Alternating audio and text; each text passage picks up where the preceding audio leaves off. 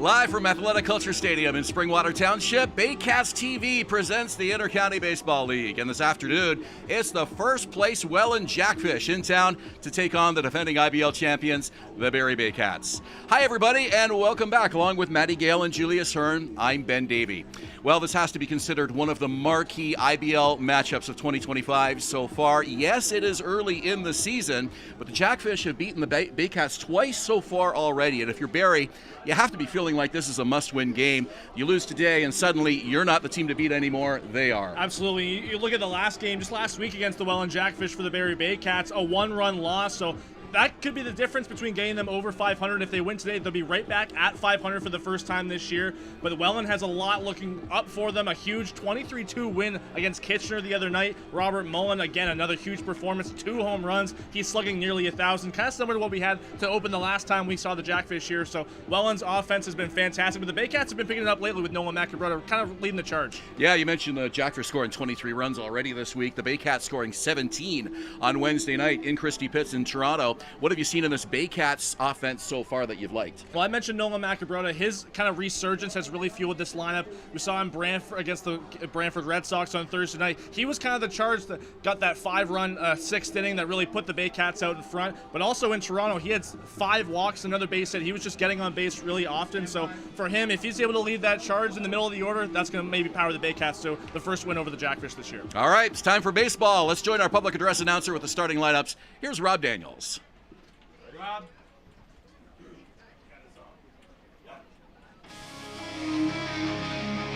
Ladies and gentlemen, girls and boys, welcome to Athletic Kulture Stadium for season number 24 of Barrie Baycats Baseball. It's another Paul Sadlin Motors Junior Baycats Day here at the ballpark, and it features the visiting Welland Jackfish and your Barrie Baycats. Here are this afternoon's starting lineups. First for the visiting Welland Jackfish, managed by Brian Esri. Batting first, playing shortstop, number 4, Jonah Weisner. Batting second, the center fielder, number 11, Gio Morello. Batting third in left field, number 10, Mateo Porcelato. Batting fourth, the catcher, number 23, Robert Mullen. Batting fifth at third base, number 13, Jake Sanford. Batting sixth in right field, number 21, Brandon Hupe. Batting seventh, the first baseman, number 24, Grayson Barrett. Batting eighth, the designated hitter, number 25, Tyson Gong. And batting ninth at second base, number 20, Brendan Luther. On the mound for the Jackfish today, number 17, Ben Abram.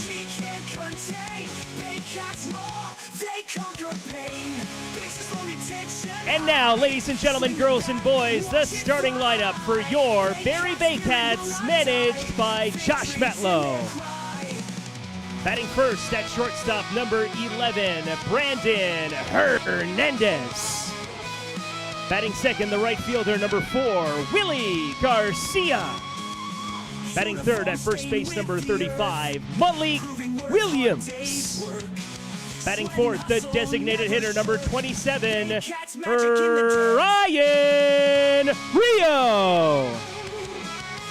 Batting fifth, the left fielder, number 20, Nolan McAbrother. Batting sixth in center field, number 6, Tristan Clark. Batting seventh, the third baseman, number 26, Adam Odd. Batting eighth, the catcher, number 29, Andrew Johnston. And batting ninth, the second baseman, number 0, Francisco Hernandez. On the mound this afternoon for your Baycats, number 97, Frank Garces.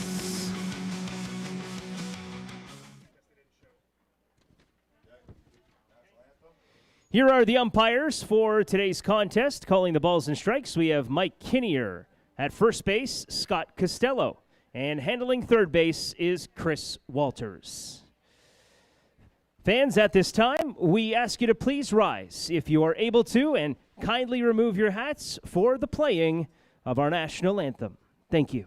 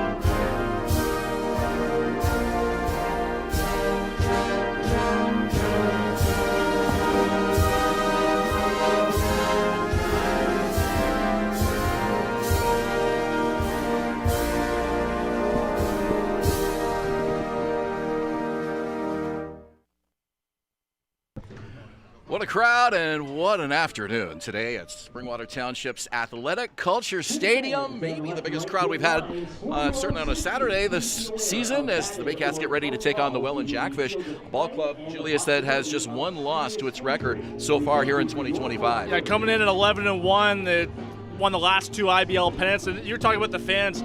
If they were to pick a game to come to on a Saturday afternoon, albeit it's Junior Baycats Day, but also this is maybe the best matchup. Every time the Welland Jackfish and the Barrie Baycats play, it's surefire the IBL game of the week. Yeah, they met in the 2023 IBL Championship Series, and sure, we got a long way to go to the playoffs this year, but there's definitely a playoff vibe here at the ballpark this afternoon. Let's look at the starting lineup for the Jackfish and manager Brian Essery. It's Jonah Weisner, the shortstop in the leadoff spot. Gio Morello in center field bats second. Mateo Porcelato, veteran left fielder, bats third. Robert Mullen, the cleanup man, is catching. Jake Sanford at third, batting fifth. Brandon Hope, right fielding, batting sixth. Grayson Barrett, Tyson Gum, and Brendan Luther, 7, 8, 9 for the Jackfish here this afternoon. And on the mound for the Barrie Baycats, coming off an impressive outing in London. He's had a lot of rest over a week. Frank Garces, the Dominican lefty for Barrie, 7 perfect innings in that game on the road at Labatt Park last Friday. Comes into this game a 2.42 ERA in 4 appearances. 3 of those were starts. He has had that complete game as 2 starts ago against the Hamilton Cardinals. A 0-2 record to his credit, but to be fair, those were really tight losses for the Barrie Baycats, both by 1 run. So for Frank Garces, it's not really anything to hang your head about. He's definitely the surefire #1 pitcher in this Baycats rotation, and they saved him for a great game.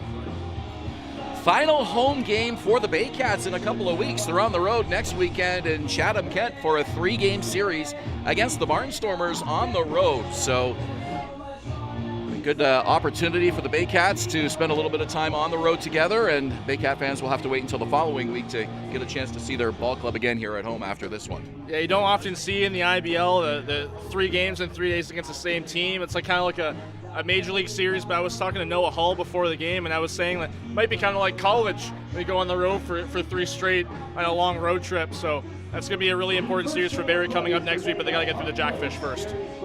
Mike Kinnear is behind home plate today, calling the balls and strikes. It's Scotty Costello behind the bag at first, and Chris Walters handling duties at third base this afternoon. 20 degrees. You could not draw up a more perfect afternoon for baseball. Bottle up this weather, and let's have a few more of these before the end of the season. The nice breeze coming in. Actually, fairly stiff wind in from right center field right now, keeping everybody cool and comfortable. A little bit of cloud cover, but plenty of sunshine as well. As left-hander Frank Garces winds and deals, first offering is a called strike at 4:09 here at Athletic Kulture Stadium in Springwater Township. Frank Garces and Ben Abram on the bill here this afternoon.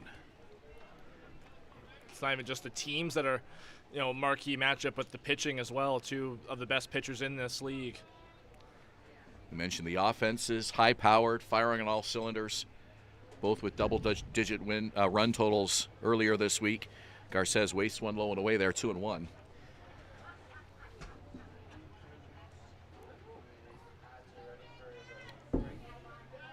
Jonah Weisner,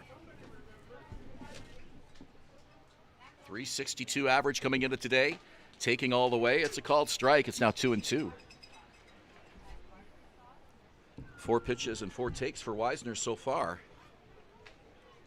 Yeah, very patient to start out this game, just seeing what Frank Garces has to work with early on. Saw Adam Ott earlier in this at-bat, playing it on the infield, expecting a bunt, but since moved back with the 2-strike count. Garces with a long look in, winds and deals. Swing and a miss, strike 3. Our first strikeout of the afternoon, and it's brought to you by IMP North One Away. Let's give the defense for the Barrie Baycats behind Frank Garces in the outfield from left to right. Nola Macabroda getting to start again in left. Tristan Clark's back in center field. Willie Garcia in right on the infield. Very similar to what we saw Thursday. Adam Ott at third. Brandon Hernandez at short. Francisco Hernandez at second. Malik Williams at first. And behind the plate, his first start as a Baycat is Andrew Johnston. We'll see if this patient approach at the plate continues for the Jackfish as we head through the lineup here this afternoon. Normally a team that's fairly aggressive at the plate, but Weisner taking 4 pitches and putting him in a position there where that pitch was close enough that he had to offer at it, and goes down swinging for the first out of the ball game. Well, if you think about it, the last time the Jackfish were here, all 4 of their runs came in 1 inning. It was that 4-run 5th inning that Cesar Rosado kind of imploded with a few walks, and a couple calls didn't go his way. Grayson Barrett with the go-ahead RBI base hit. So the Jackfish really kind of waited it out that game, and you could never know. You could see the same thing here this afternoon. 0-1 the count to Gio Morello, the center fielder. He's got those feet spread wide apart in the batter's box. Waits for the 0-1 pitch. And it's a 1-1 count. Morello, one of 7 Jackfish hitters in this lineup, 7 of 9, hitting not only 300 or better, but 350 or better. There is some offense in this Jackfish lineup, to be sure. Morello leading the way at 422 in 11 games. And as a team, they're hitting 338, which is far and away the best in the IBL. On the ground, right side and foul. And of those 7, 6 of them have played 10 games or more, so it's not a case of a small sample size with those batting averages. They are the real deal. Yeah, hitting 338 as a team, but they also have an OPS as a team of 997, so nearly 1,000 OPS as a team. That's very impressive. 2 balls, 2 strikes, Garces. Morello waggling the bat. Here's the pitch. Fouled off left side now. A good at bat here between Gianfranco Morello and Frank Garces.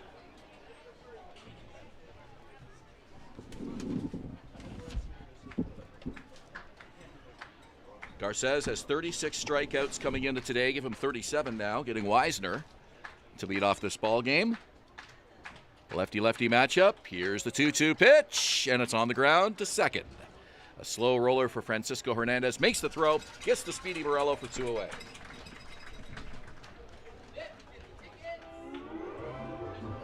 Here's Mateo Porcelato, the left fielder.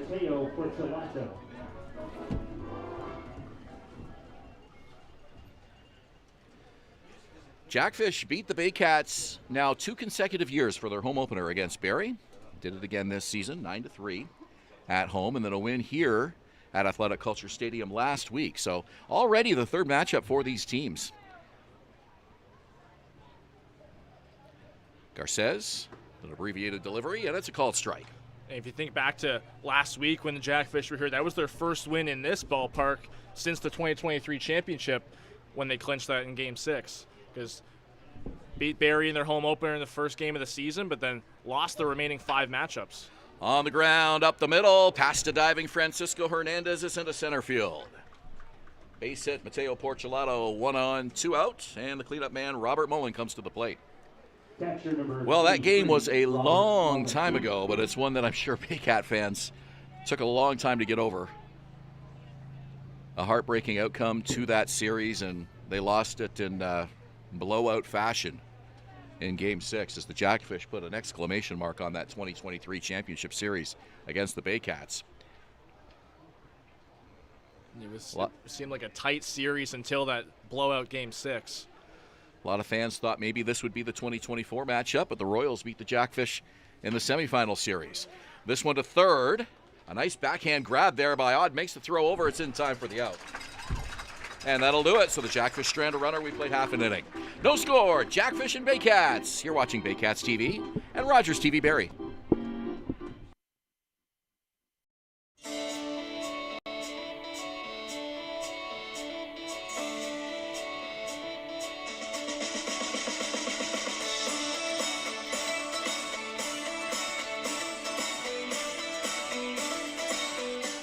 I'm Chrissy Fans from 400 Chrysler and Barrie Chrysler Dodge Jeep Ram. This year, we are the community partners of the Barrie Baycats. Community is near and dear to our hearts here at the dealerships and one of our core values, so we can support local and shop local.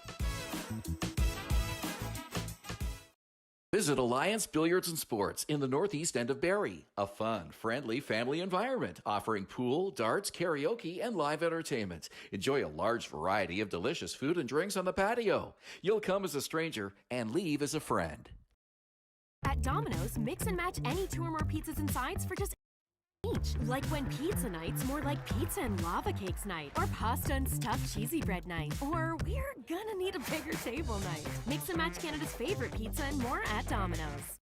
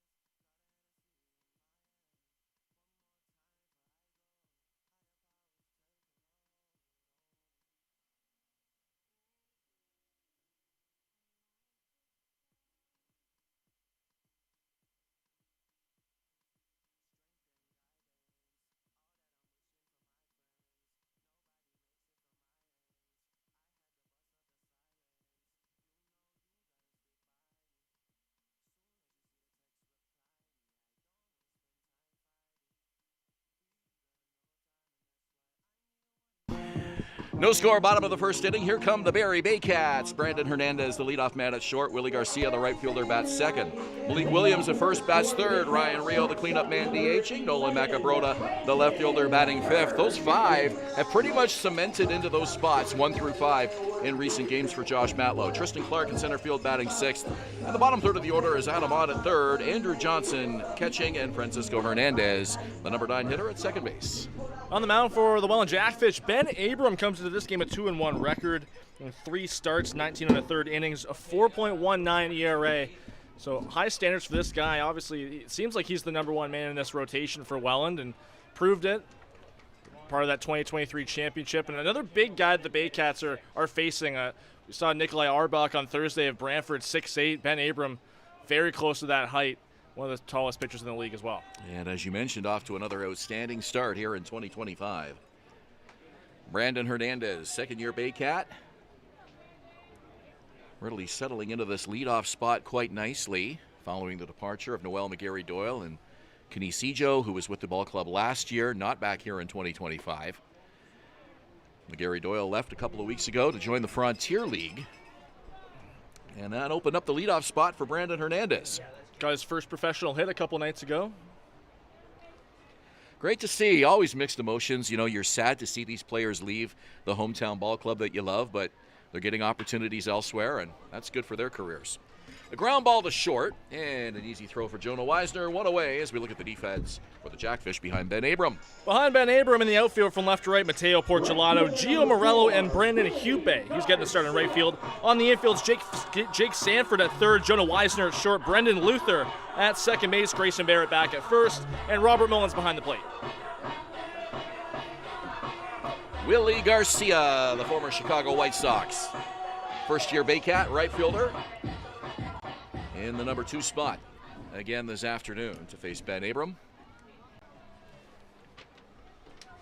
Garcia holds those hands high up near the helmet as he waits for the first pitch, and he's swinging. He lifts a pop-up right to the left of home plate, and the catch is made by Robert Mullen. 2 away, excuse me. Yeah, 2 outs on 4 pitches, or 5 pitches, pardon me, for Ben Abrams. A really nice start for him. Talked about Brandon Hernandez being in that leadoff spot. We asked him after the game Thursday. He says he's not really much of a leadoff hitter mentally. He says when he was, playing in the St. Louis Cardinals organization, much more of a middle of the order hitter. When he started playing for the Baycats last season, he got moved up to the 2 spot right away, and that was really suiting him well. But he says that the leadoff spot's really more of a filling out process. Malik Williams with a .250 average. He's swinging on the first pitch as well, and he pops it up foul left side. The 2 away here in the bottom of the first inning. Jackfish and the Baycats, no score.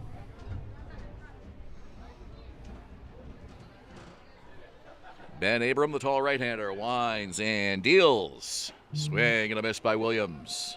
Everybody clap your hands. Baycats wasting no time at the plate here in their half of the inning. Trying to make some early contact off Ben Abram here in this first. Until the game plan is they want to be aggressive right away and be the first to score. 0-2. And he wastes one in the dirt. Williams doesn't chase. The count is 1-2.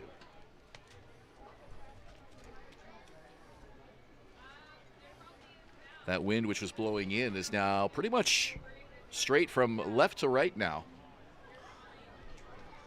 Baycats are 5-3 this year when they score first. Here's the pitch.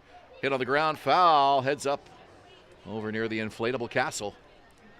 It's a Junior J Saturday afternoon, so lots of kids down that first base line. Swinging the bat, the inflatable batting cage. Got, was that checkers or no? Connect 4 is what that is, I guess. Connect 4, they got a little T-ball machine. And my favorite, of course, the Indy car race, which is going to happen on the field. At some point, the youngsters get a chance to have a little car race on the field. 1 ball, 2 strikes.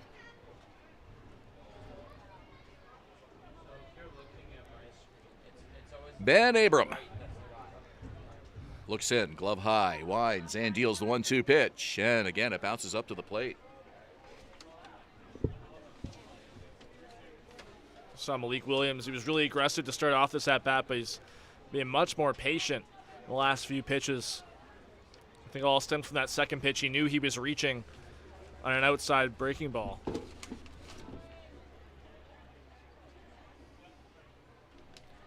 Abram with a delivery. Payoff pitch on the way, and it's in the dirt, ball 4 and outside. First base runner of the game for the Baycats. It's a walk to Malik Williams.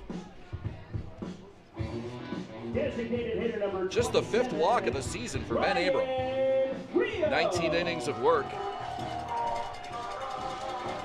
And here comes Ryan Rio, who is off to a banner start for the Baycats here in 2025. Hitting an incredible .458 through 7 games. Already has 3 homers and 7 RBIs. This could be a career year for him, and he's been here a while. I think for him, it's all about sustaining his hot start. Has championship rings from the pre-2020 era.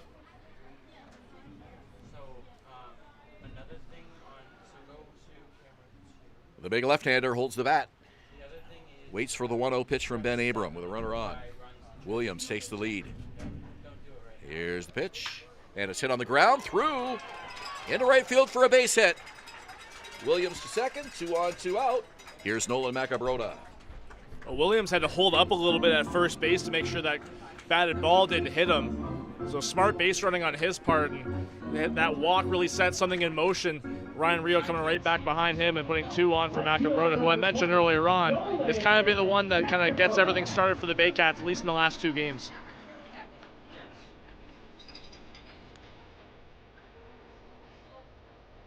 So the walk to Williams, the base hit off the bat of Ryan Rio gives the Baycats a chance to get on the board first here in this bottom of the first inning. Nolan Macabrota hitting .256. And he hits this one to right field, down the line, fair ball, and it goes all the way to the wall. Rounding third is Malik Williams. He'll score easily. And into second with a slide is Macabrota. It's an RBI double, 1-0 Baycats. Macabrota coming in with that aggressive approach again. First pitch swinging and a great piece on it right down that right field line into the corner. Easily scoring Malik Williams and puts 2 in scoring position again for Tristan Clark, who another guy that's been really hot for Barrie, had a home run in Toronto the other night as well. That's Macabrota's team-leading 9th RBI. Tristan Clark, the center fielder, now to the plate for Barrie. He's got some power as well. Clark has a couple home runs to go with 8 RBIs this season for the Baycats. 2 in scoring position for him here. First pitch from Abram, hit on the ground to third. And the throw across is low, but it's scooped up by Barrett for the out. And that will do it. So Barrie gets on the board first on an RBI double by Nolan Macabrota. It's 1-0 Baycats through 1. You're watching Rogers TV Barrie at Baycats TV on YouTube. Thinking about doing a renovation, but don't know where to find the best prices and quality? Go to Reno Liquidation Depot, where you'll find vanities, flooring, toilets, exterior.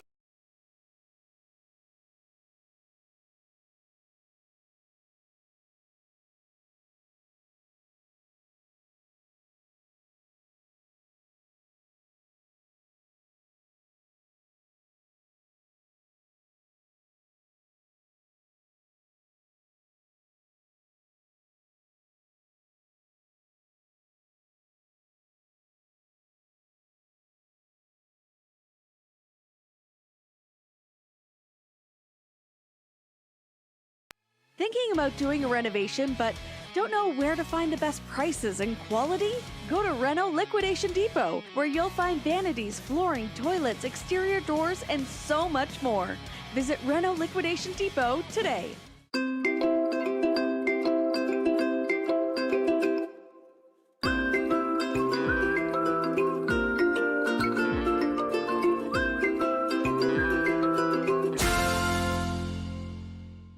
Step up to the plate at Park Place. The latest fashion, delicious dining, exciting entertainment. Hungry after the game? Stop by one of their patios or grab a sweet treat for a grand slam of flavors to satisfy every craving. Park Place, where every visit is a home run.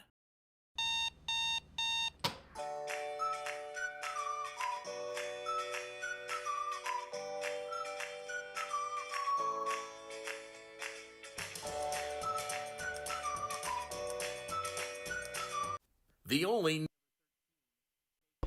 That first inning of play was brought to you by Park Place, Barrie's Grand Slam destination for dining, shopping, and fun. See you after the game. And for more, we go to our own Maddie Gale. Thanks, Julius. Starting for Barrie Baycats as catcher is Andrew Johnston, one of the younger team members on the Baycats. He's only 21 years old, but he's been steadily earning his spot on the starting lineup. I asked him before the game how he feels catching for Garces, and while some may be intimidated catching a former MLB pitcher, he told me that it just makes it easier because he's such a good pitcher. Johnson said, if anything, he's just going to follow Garces' lead and see what happens. Thank you, Maddie. And yeah, Johnson's going to get plenty of opportunities behind the plate with his ball club now, especially with the release of Luis Beltran. You wrote about that in Barrie 360, an outstanding piece this week, Julius, and he's going to get another opportunity right away with the Hamilton Cardinals, so that's good to see. Absolutely, and that's really great to see because, you know, he has great defensive talent. We were actually talking about that before the game. Just the offense wasn't really coming together for him earlier in the year. 2 home runs, and those were the only hits he had. He only had 1 walk to go along with that, so Beltran will find his way, and Andrew Johnston has gotten in every game since he's been part of the Baycats, so he's really earned this start today. Yeah, my concern with Luis was maybe his inability to throw out runners, maybe at this stage of his career. He only threw out 1 of 11. But as you mentioned, his blocking was outstanding behind the plate. So defense was sort of the strong point with Beltran when he came here. And that with the slow start offensively, just unfortunately things didn't work out for him in the early going here. Yeah, Welland sent a catcher to Hamilton earlier last week too. So.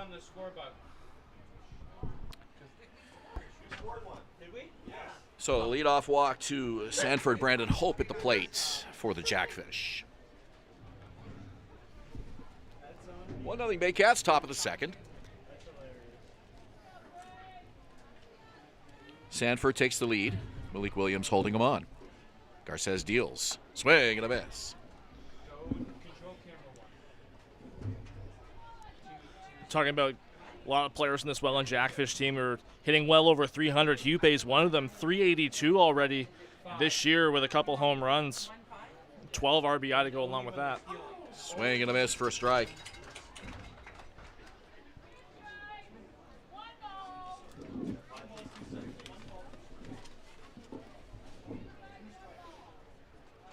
Hupe hitting 382 into action today. Garces, the left-hander, is ready. He deals. Hit on the ground between short and third. Backhanded nicely. The play to second for 1. On to first, not in time. But an outstanding play by Brandon Hernandez at short. Yeah, Hernandez had a long way to go for that. It was risky to see if he was going to be able to backhand that, but he made a really nice play over to his brother to at least get the forced out, pardon me. Hupe runs too well, easily able to beat that out. Hupe on with the fielder's choice, and Grayson Barrett at the dish for the Jackfish. The first baseman, a tall left-hander. Garces with the first pitch, and it's hit weakly. Foul over near the coach's box.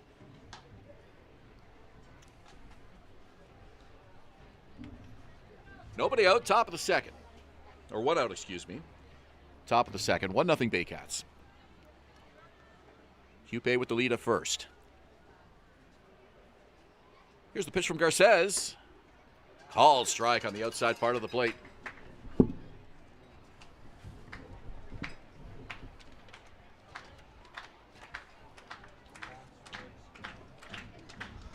Hupe 2 for 3 in steal attempts coming into today's game. Modest lead here on the 0-2 pitch. Here it comes, and it's hit on the ground to short again. Hernandez to his brother for 1, and again, another 6-4 putout. The ball hit much weaker than the previous one, but played well by Brandon to Francisco. You know what's interesting, Ben? This is the first time this season that Frank Garces has pitched with a lead. First time he has pitched with the lead. The lead. That is strange. Certainly wasn't the case last year. Runner on for him here. First pitch off speed, called strike. Just by happenstance, with his first appearance of the year was in relief of Juan Benitez in the season opener, and Toronto led for much of that game until extras. But meanwhile, the last 2 starts for Garces, the complete game in Hamilton and the start in London where he had his first 7 perfect innings, the Barrie offense just couldn't get it together until later on. Well, he is still looking for his first win of 2025. Despite pitching well, he's got the ERA at 2.42. He's got an 0-2 count with 2 out here. Garces, 2 gone. Swing and a miss. Strike 3, brought to you by IMP North. And the Jackfish strand another runner. We go to the bottom of the 2nd inning. 1-0 Baycat lead. Here at Athletic Kulture Stadium, you're watching Baycats TV and Rogers TV Barrie. Highview Contracting Group in Barrie and Simcoe County, offering award-winning hardscape, interlocking, pools, excavation, and more. Call 705-985-7669 or highviewcontracting.ca.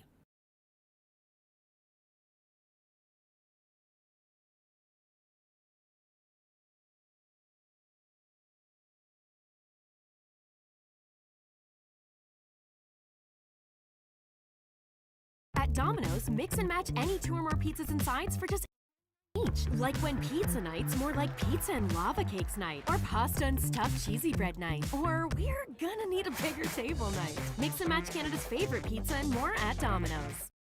Danielle May Real Estate, supporting the Barrie Baycats and ready to help with all of your real estate questions. What is your home worth? Should you sell now or wait? Danielle is dedicated to your success. The next time you think real estate, think Danielle May.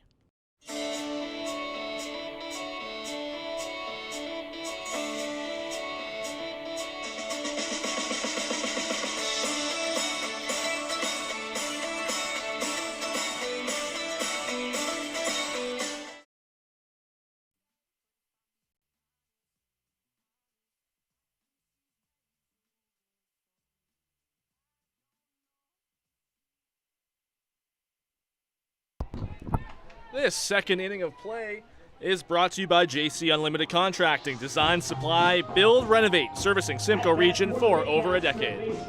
It's the bottom 3rd of the order for Josh Matlow's Baycats. Adam Ott, Andrew Johnson, and Francisco Hernandez. A 1-0 Baycat lead, bottom of the 2nd inning. Ben Davy, Julius Hern, Matty Gale with you. Athletic Kulture Stadium in Springwater Township.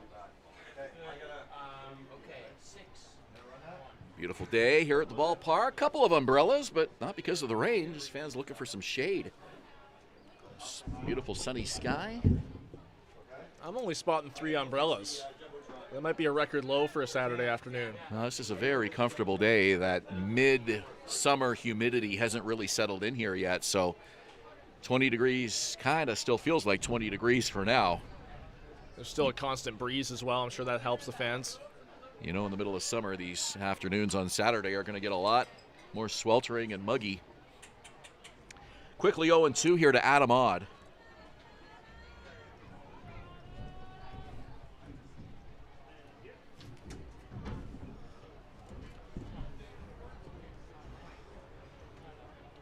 Long look in from Ben Abram. Now he winds. 0-2 pitch. Up high.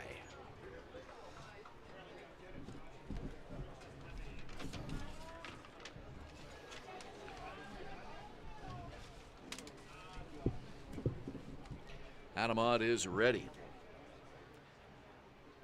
On the ground, down the line, foul. That breaking ball had a lot of movement. I'm surprised Ott was able to get a piece of it. Really hard break, low and in. And Noah Hull will have to take a jog for the first time this afternoon, handling coaching duties at first. The ball went right underneath his bare hand. Yeah, you know, you don't want to put your bare hand necessarily right in front of it, depending on how hard it is hit. That one wasn't hit too hard, but. And this one hit on the right side again, and it's through into right field for a base hit. 3rd hit of the game for the Baycats. Here's Andrew Johnson, the catcher.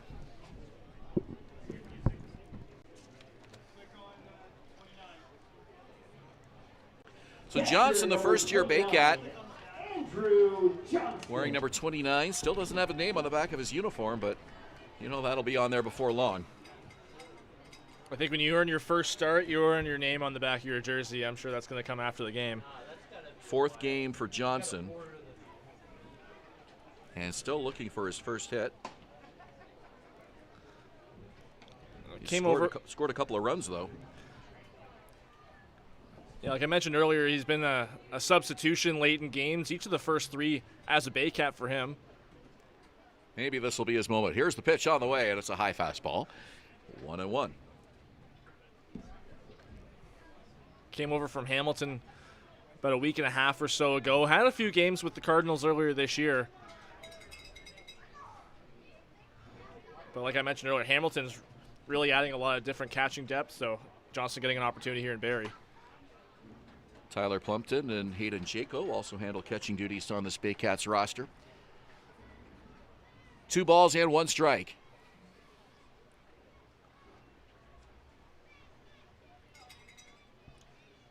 Anamad does not have a stolen base attempt so far this season. Does not go here. The pitch. Outside corner for a strike. 2-2. It doesn't seem like Abram is really looking at him much. He's pitching out of the stretch, but not taking that pier over to first base a whole lot.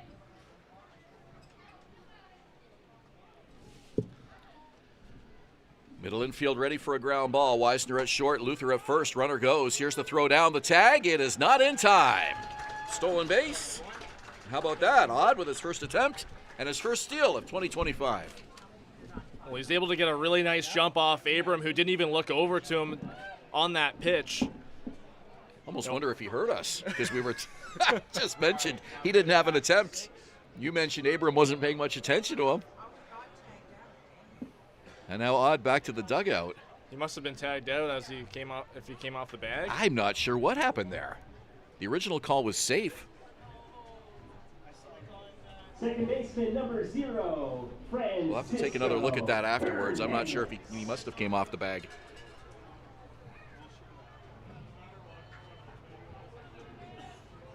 So it's a strike him out, throw him out, double play, right? 2 out in the inning now. I believe the call was when Johnson struck out on that pitch. He walked in front of Mullen, who was throwing down.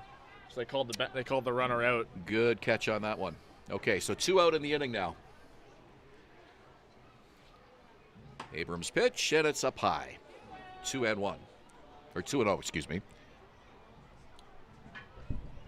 It's not that Scott Costello missed the call, but more so he didn't realize that Johnson kind of interfered with Mullen. A little catcher-on-catcher interference. Yeah, I haven't had too many interference calls here this season. That might be the first. 2-0 the count.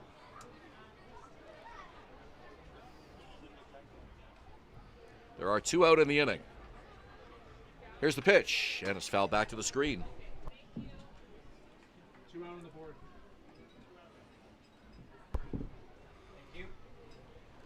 Hernandez, the number 9 hitter. Waggles the bat as he waits for the pitch from Ben Abram. Winds and deals. And it's a line drive over short into left field for a base hit. So the inning will continue, and it's back to the top of the order for Francisco's brother, Brandon. If you ask Francisco Hernandez what is it about the 9 spot in the order that's really gotten him going lately, he wouldn't even be able to tell you. Aside from it gives him more time throughout the game to wait for him to come up and kind of plan for his approach at the plate. Really struggled earlier this year, first 3 games in the leadoff spot, but since he's been moved to the number 9 spot, he's been really able to turn over to his brother really well. It's a really good sign when you have players on your roster who don't mind batting 9th. And in Francisco's case, that was really what it took to get him going after a bit of a slowish start through his first few games. All of the Baycats were really struggling offensively. This one to second, and that'll be an easy play for the 3rd out. So the Baycats strand a runner. We have played 2 full innings at Athletic Kulture Stadium. 1-0 Baycats. You're watching Baycats TV and Rogers TV Barrie. The Collingwood Brewery at 10 Sanford Fleming, producing delicious lagers, ales, and seltzers since 2014. The proud home of the Baycats Brew. Check out their retail shop and tap room, and select products at the LCBO, beer store, and grocery stores. Cheers, and go Baycats!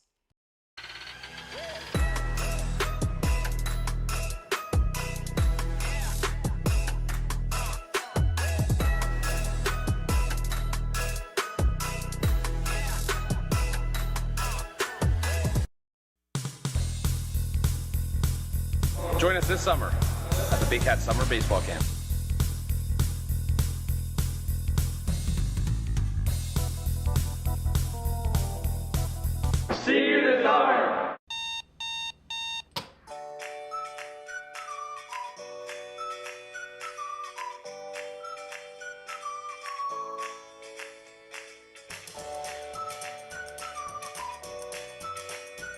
What if a thrift store could change lives? Barrie Families Unite is making it happen. Essential needs support for those families in our community who need it most.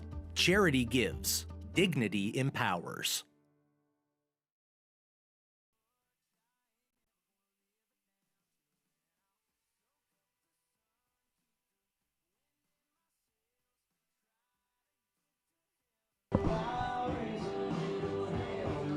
I never used to be a coffee person.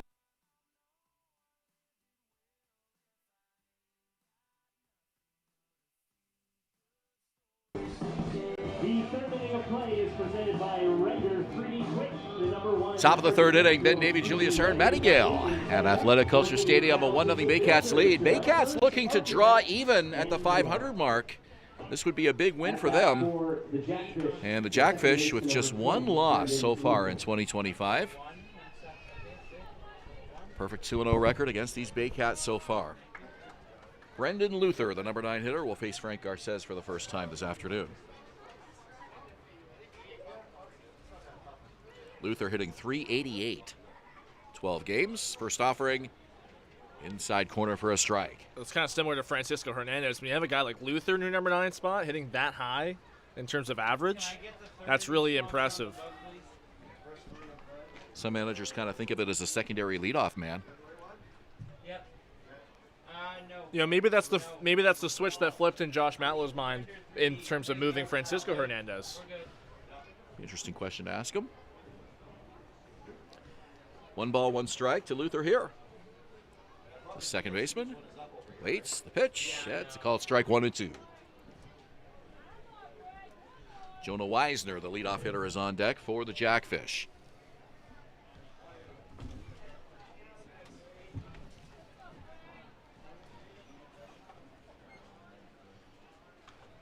Foul back to the screen. Last year, Jackfish went 32-10 to take their second consecutive pennant. Ultimately lost to the Guelph Royals, as we mentioned, in the second round of the playoffs. It's not easy to win an IBL championship, even in a 9-team league. Got to win those playoff series one at a time.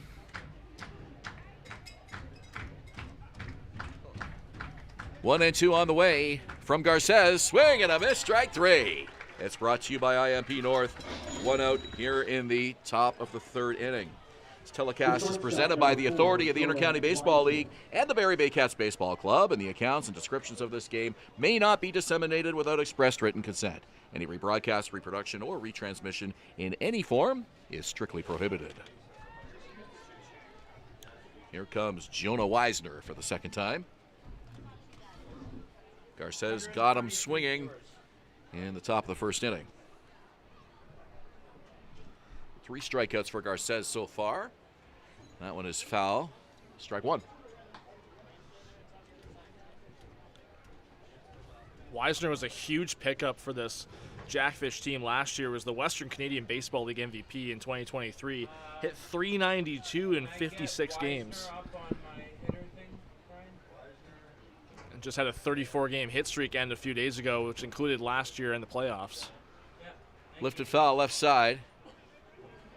And he's behind in the count here, 0-2. Always love it when you can carry over that hot hitting from one season to the next. Get off to a strong start. All these players want that. And his first IBL home run on Thursday night in Kitchener as well. A big milestone for him. Lefty-lefty matchup.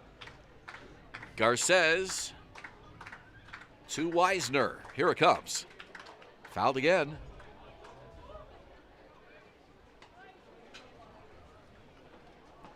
A run on 4 hits for the Baycats. Welland looking to get on the board. Just 1 hit so far. That was a single by Mateo Porcelato with 2 outs in the top of the first inning. Porcelato will bat here if one of the next 2 can get on for him. Garces with an 0-2 count. And now time is called as Weisner wants to step out.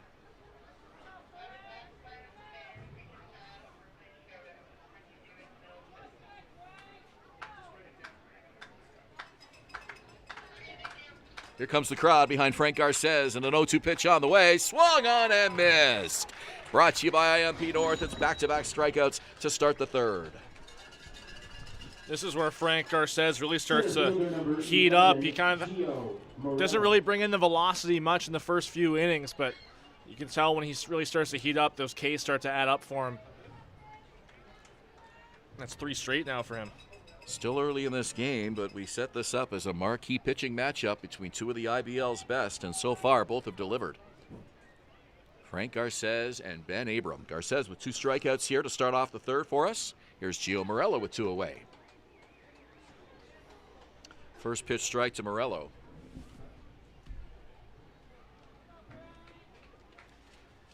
And now time is called. I wonder if we're going to start to see a little more of that. Timeout being called just to interrupt Garces' rhythm a little bit, because when he gets on a roll, it can be hard to kind of create a break in that momentum. A high pop-up behind the bag at second. It'll be Francisco Hernandez, called off by Brandon to take it for the out. 3 up, 3 down. Jackfish are quiet on the top of the third. We go to the bottom of the inning with Barrie on top, 1-0. You're watching Rogers TV and Baycats TV on YouTube. Highview Contracting Group in Barrie and Simcoe County, offering award-winning hardscape, interlocking, pools, excavation, and more. Call 705-985-7669 or highviewcontracting.ca.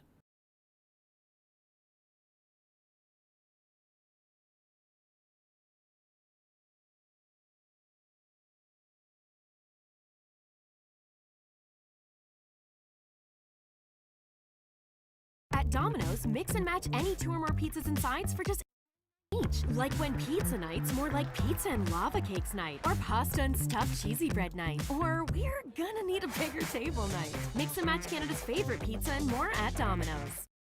Danielle May Real Estate, supporting the Barrie Baycats and ready to help with all of your real estate questions. What is your home worth? Should you sell now or wait? Danielle is dedicated to your success. The next time you think real estate, think Danielle May.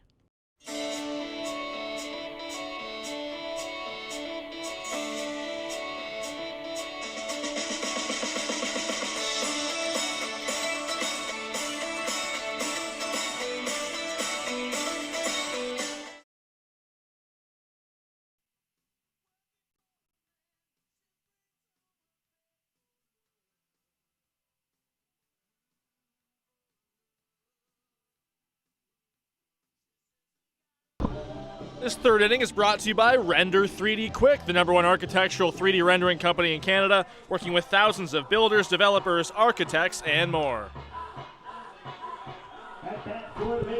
Willie Garcia went 1 for 4 with a couple of RBIs against the Red Sox when we were here on Thursday night. Got the average up to 261, and he will lead it off here in the bottom of the third inning. Willie Garcia, Malik Williams, Ryan Rio, all due to hit for the Baycats, up 1-0 over Ben Abram and the Welland Jackfish. First offering from Abram, outside, ball 1.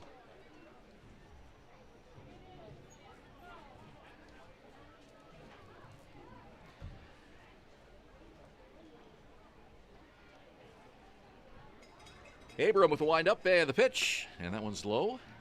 2 balls and no strikes to Willie Garcia. Those 3 games against Chatham-Kent next weekend, 7:35 Friday, 7:05 Saturday, and then 2:05 Sunday afternoon. You can watch those on the Barnstormers YouTube page. Called strike there. 2-1 to Garcia.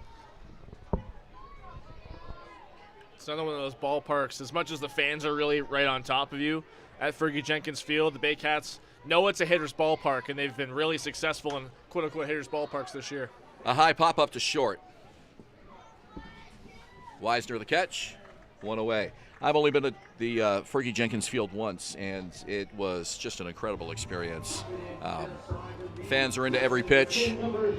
Every seat was full. They've actually added some extra seating this year to accommodate those big crowds, and you're right, the crowd is kind of right on top of the players.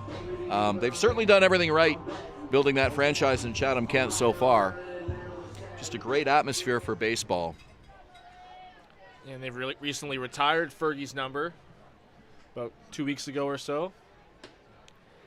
First pitch called strike to Malik Williams. Williams drew a walk in the first inning. Well, if you're ever in southwestern Ontario, definitely something to check out. Maybe see the Canadian Baseball Hall of Fame if you can plan a trip to St. Mary's with that. Lots of baseball history there. Just had the induction ceremony last week. Yeah, our own Rod Daniels was on location there to see Jose Bautista get his induction a couple weekends ago. 1-1 on the way to Malik Williams. Pitch is low, 2-1. Fergie Jenkins Field, now the only IBL park I haven't been to. Well, it's definitely got to be on the bucket list for every baseball fan, that's for sure. 2-1 pitch. And it's a line drive over second base and into center field. Base hit for Malik Williams. He's aboard for the second time today. Here comes Ryan Rio.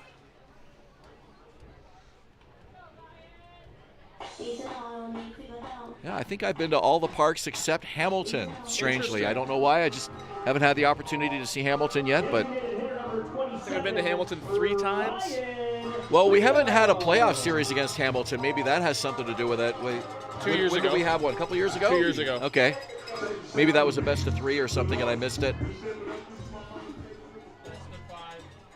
It was a best of 5 against Hamilton? Okay. Well, Yeah, only won 4 games. thank you, Sam, for the information behind us. Sam Aucoin, our outstanding producer, spinning the dials behind us and quick on the Wikipedia page as well.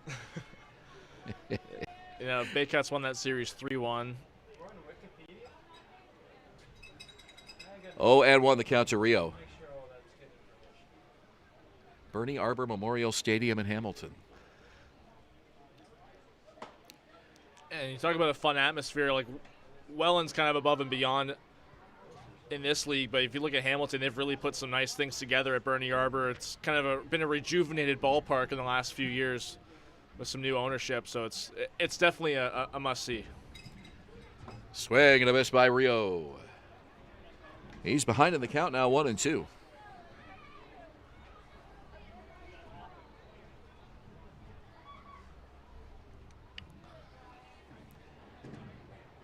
Ben Abram with 1 out in the inning. Kicks, deals.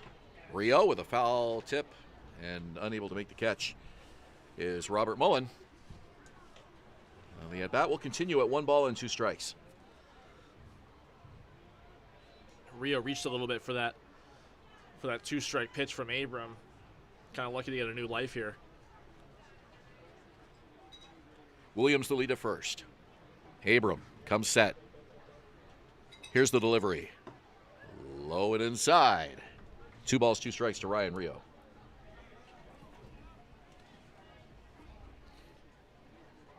Rio 1 for 3 against Brantford. He scored twice. Hitting .458 coming into today. He's ready. And a foul tip into the glove, strike 3. 2 down. And Nolan Macabrota to the plate.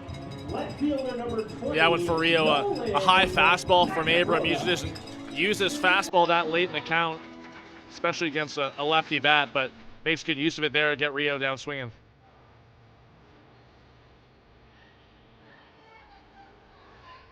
Macabrota swinging the hot bat, 2 for 4 here on Thursday. Had a big RBI double to get Barrie on the board in the bottom of the first today. Swings and misses through the first pitch. Mullen looking to run her back.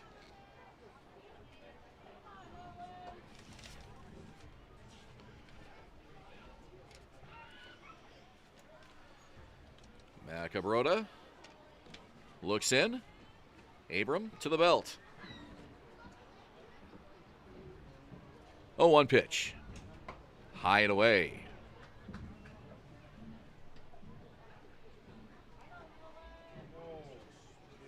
Williams probably not a threat to steal. He does have 1 bag stolen so far. Runs better than average for a big man. Here's the pitch. Fouled off behind the plate, and it's a 1-2 count. Macabro just got a piece of that breaking ball. Wonder if he was sitting fastball, because the swing he had on it looked like similar to what he had in his base hit back in the first inning. A ball and 2 strikes to Nolan Macabrota. Here's the pitch. It's up high, 2-2. So Brian, if we're going into the 4th inning, I have to have the 4 Adam ready to go, right? Okay, we're ready. Yeah. I have that. Just 1 run in the game so far, and it came off the bat of this man at the plate. Looking to keep this 3rd inning going for the Baycats. Here's the pitch on the way, and it's outside. Up in the zone as well. Great at bat here by Nolan Macabrota to work the count full. His approach has really improved as of late. He told me the other night after the game in Toronto that he's not really as aggressive early on in counts. Seeing a lot more pitches. Obviously 5 walks at Christie Pitts on Wednesday night, but that approach has really proven to help him. Runner goes on the 3-2, and it's a high pop-up. Back on the outfield grass. Calling for it, the second baseman. Brendan Luther puts it away, and that'll do it. Crisis averted for the Welland Jackfish as the Baycats strand a runner.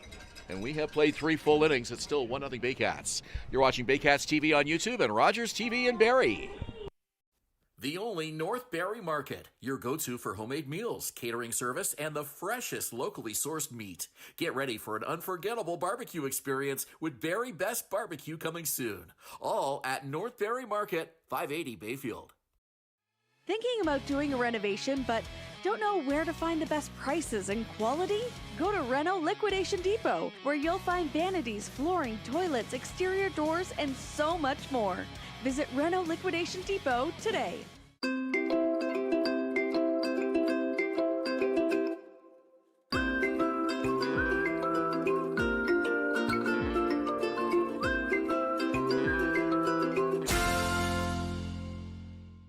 Step up to the plate at Park Place. The latest fashion, delicious dining, exciting entertainment. Hungry after the game? Stop by one of their patios or grab a sweet treat for a grand slam of flavors to satisfy every craving. Park Place, where every visit is a home run.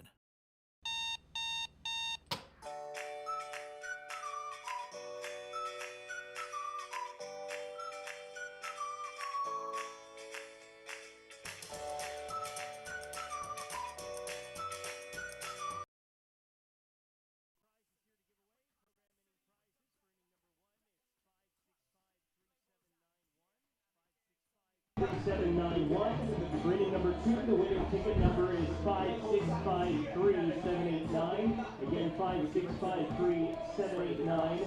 And rating number 3. Top of the 4th inning, Baycats and Welland Jackfish on this beautiful Saturday afternoon. It's a 1-0 Barrie lead. With the inside scoop for us, it's Maddie Gale. Thanks, Ben. Yeah, I was chatting with Welland manager Brian Essery before the game, and it was a bit of a different tune compared to last time I talked to him. This time, he told me after the Jackfish's 2 new pickups of Austin and Pierre-Olivier Boucher, he feels the puzzle is complete, and it's starting to look like exactly what he wants this season. Thank you, Maddie. Well, we'll see how the Jackfish do for manager Brian Essery here in this 4th inning. Mateo Porcelato will lead it off for Welland. Maddie describing it as a bit of a different tune. Yeah, he told us last week that he wasn't really set with his lineup so far, but now a couple different pickups that won't come back into the lineup till next week. She mentioned Pierre-Olivier Boucher and Austin Gaughan, the brother of Tyson. So those are 2 big pickups for the Welland Jackfish, and once they come back next week, that's going to be a huge ad, and I'm sure it'll show right away. Line drive, left center field. It'll drop for a base hit. Mateo Porcelato is aboard. Just the second hit of the game for the Jackfish. 1 aboard for Robert Mullen. And both by Porcelato, he kind of inside out that pitch. If he hit it a bit harder, it would have been for extra bases into that left center field gap, but Macabrota able to cut it off nicely and hold him to a single. But you have Porcelato on first base. He's obviously a threat to steal. Robert Mullen, former London Major, first pitch. It's a call strike from Frank Garces. Well, we have a number of Jackfish fans in attendance here this afternoon, which is great to see. They've got the noisemakers out and enjoying their first place team on a road afternoon here in Springwater Township. Yeah, despite the distance, they travel really well. and they have a great team to support. So for this club offensively, what they've shown this year, can't miss. Baycats fans always travel very well too, so it's always a treat when other teams come in here and return the favor.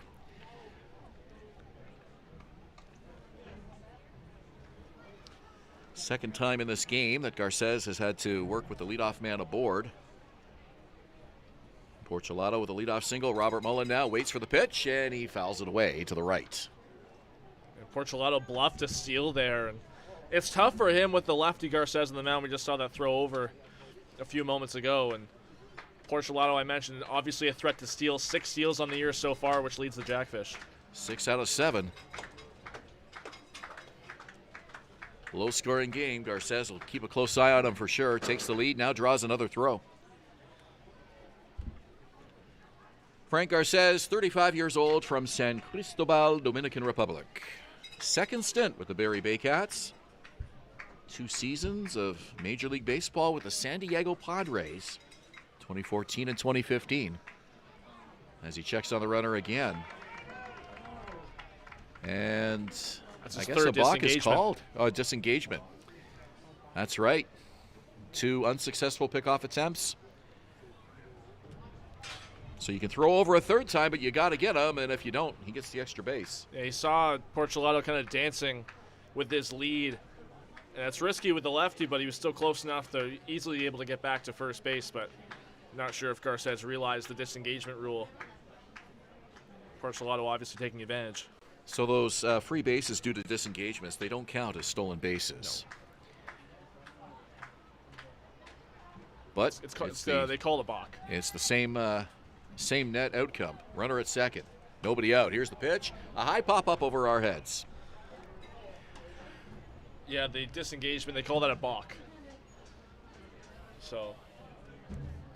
Back in the old days, you could throw over as many times as you want and keep us here all afternoon and evening if you wanted. So that's one way they've been able to speed up the game a little bit, although I don't think it's really been much of a factor, to be honest with you. It's the first time I've really seen it from a Baycats pitcher where they've, maybe aside from Rosado, maybe doing it once last year, but I'd much rather see the pitch clock come to the IBL. The player you just mentioned, Cesar Rosado, would certainly be affected by a pitch clock if it were to come. Absolutely, especially with runners on.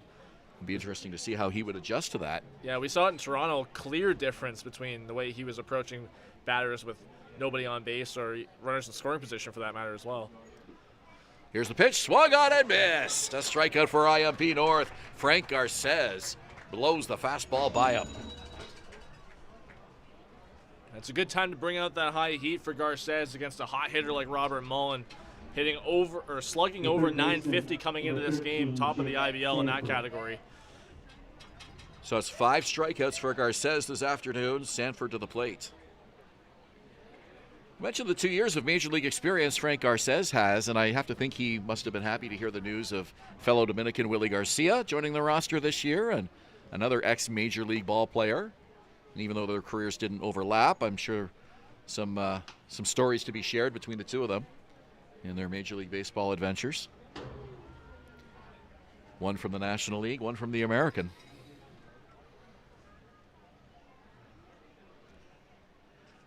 Sanford with a walk in his first plate appearance. Here's the pitch, and it's hit to left field, and it'll bounce in front of Nolan Macabrota and get by him.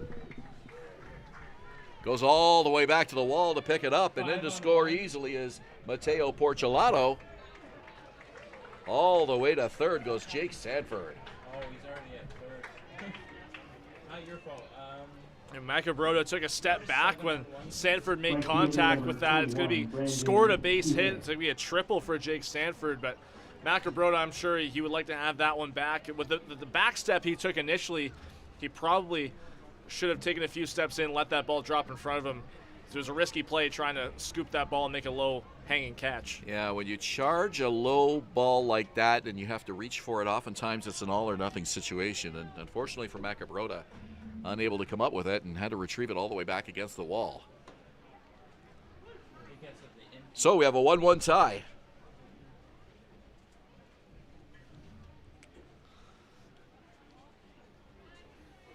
Brandon Hupe.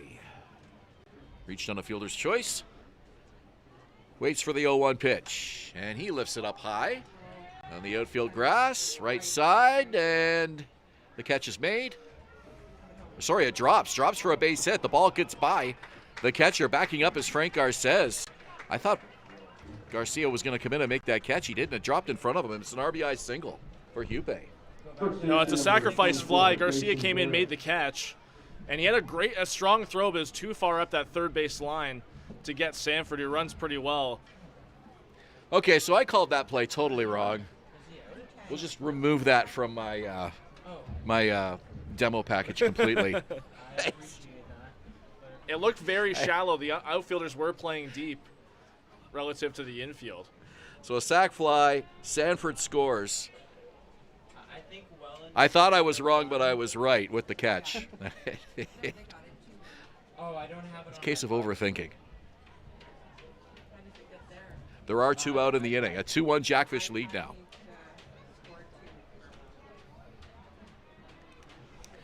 Garces with a pitch. On the ground, foul. And Garcia's throw would have got Sanford had it been on target. I saw Johnston having to go a third, maybe almost halfway up that third base line to field that ball, and ended up still getting by him. Garces had to back him up.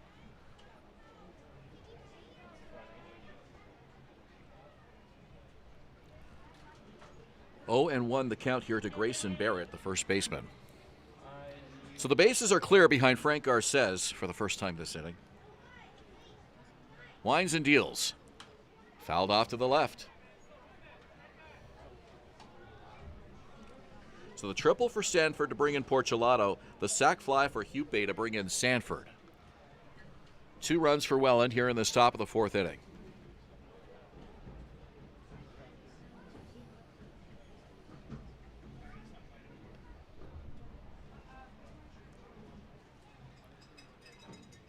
The left-hander, Garces, delivers the 0-2. Swung on a missed. Tag is applied. 3rd strike. And 2 strikeouts for Garces in this inning to get the Baycats off the field. But the Jackfish lead for the first time today. We played 3.5. 2-1 Welland at Athletic Kulture Stadium.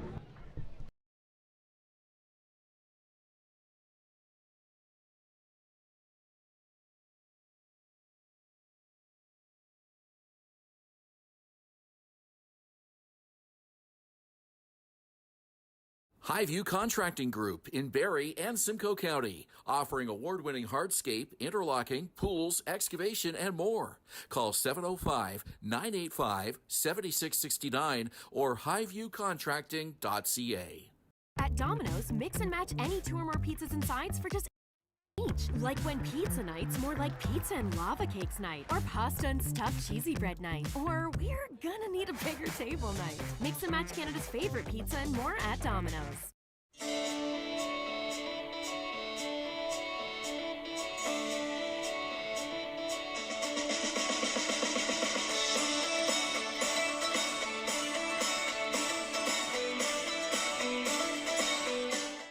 Danielle May Real Estate, supporting the Barrie Baycats and ready to help with all of your real estate questions. What is your home worth? Should you sell now or wait? Danielle is dedicated to your success. The next time you think real estate, think Danielle May. Okay,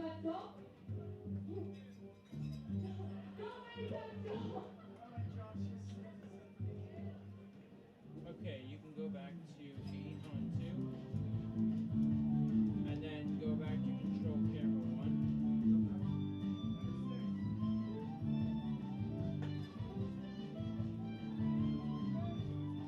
1. Fourth inning of play brought to you by Vintage Throne Barber Lounge, redefining gentlemen one community at a time. Nice job by Jenna, our in-game host, directing the car race on the field in front of the Baycat dugout. That's always a treat on Junior Baycat Saturday afternoons. I didn't even see who won. It was a bit of a slow crawl to the finish line. Kids always enjoy that between innings contest, though. Tristan Clark to lead it off for Barrie here in the bottom of the 4th inning. Jackfish, of course, have their share of crazy on-field between inning games and promotions that are always a lot of fun. Trying to get there, Ben. The gigantic bubble. What is that called? Where you run in the bubble? Like Oh, it's on the tip of my tongue. What's the name of that? You got the guy running, the two contestants running in the bubble. Yeah, I've seen it like bubble races. I'm familiar with like bubble soccer, and it's like the same kind of thing where people are wearing those, but they're playing soccer, so they can't get too close to each other. They'll bump into each other.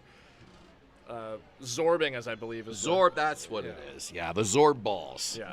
Yeah. What would it take for us to get those here? Oh, that would be fun. Yeah. You just want to make sure you do that on an empty stomach.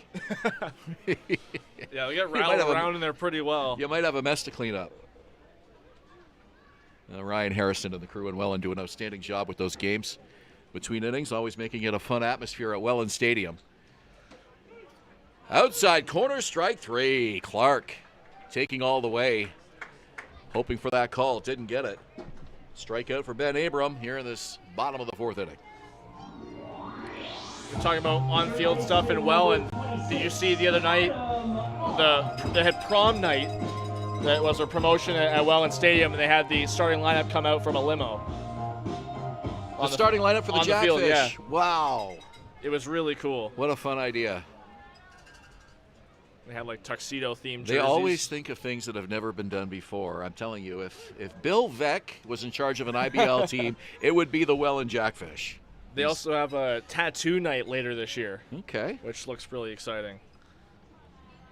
Are we talking real tattoos? Yeah. Oh my goodness. Yeah, they're giving away a Jackfish a lucky fan at the game, but they're also doing a promotion where the people that are on site doing the tattoos will do a Jackfish logo for I think $75. Yep, you're right. That's fan commitment when you get the tattoo. I've already had a few fans go. I know Ryan Rio has a Baycats tattoo on his calf. 0-2 pitch on the ground, foul.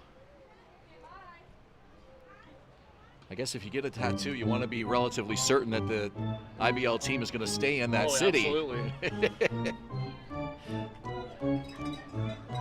I don't think the Jackfish are in jeopardy of leaving Welland anytime soon. They're getting some big crowds and a lot of fan engagement down there. It's the spot to be in Welland, that's for sure. 0-2 pitch. Swing and a miss by Adam Odd. Back-to-back strikeouts by Ben Abram.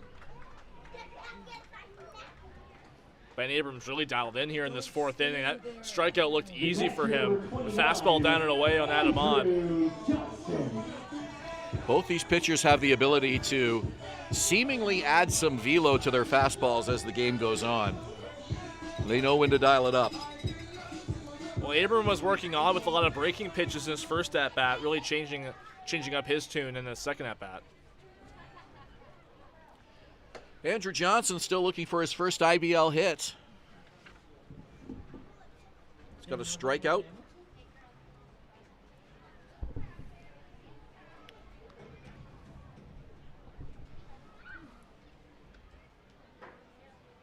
Here's the pitch from Abram. And it's up high. Prom night, they gave the fans, first 500 fans, tuxedo t-shirts.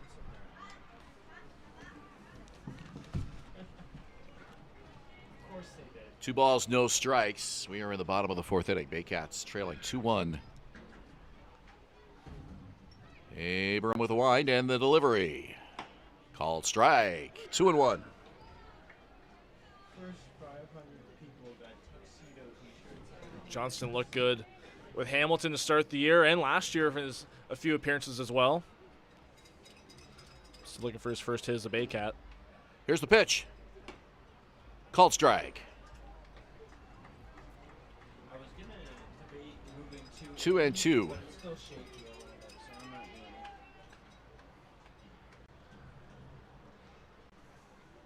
You might have to monitor that if it gets too shaky. Abram with a long look in. Not usable. Gets the sign for Mullen.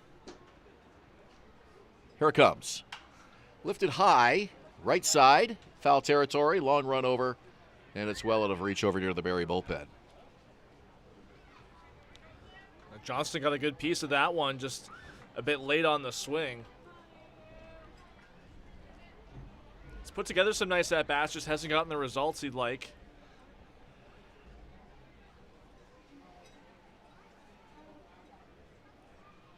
Two 2-2 from Abram, and he works the count full. Yeah, Mullen set up outside the last few pitches. That one a breaking ball away instead of the fastball.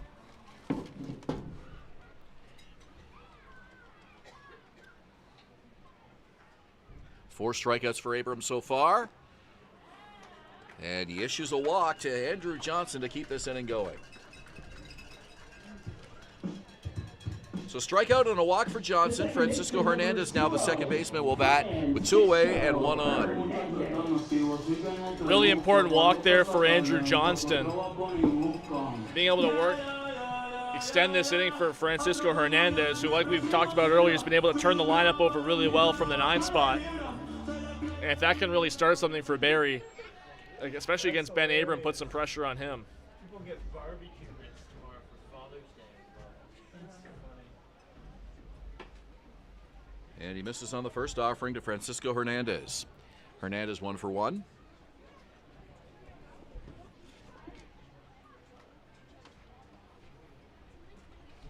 Had a 2 for 4 game against the Red Sox here on Thursday. Swing and a miss. The throw down from Mullen, and back with the head first slide is the runner, Andrew Johnson. 1-0 the count. Excuse me, 1-1.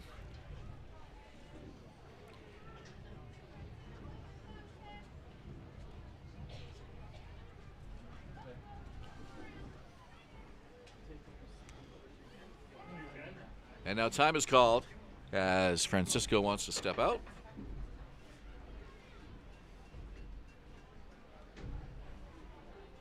Two-one Jackfish. Welland with a pair of runs at the top of the 4th.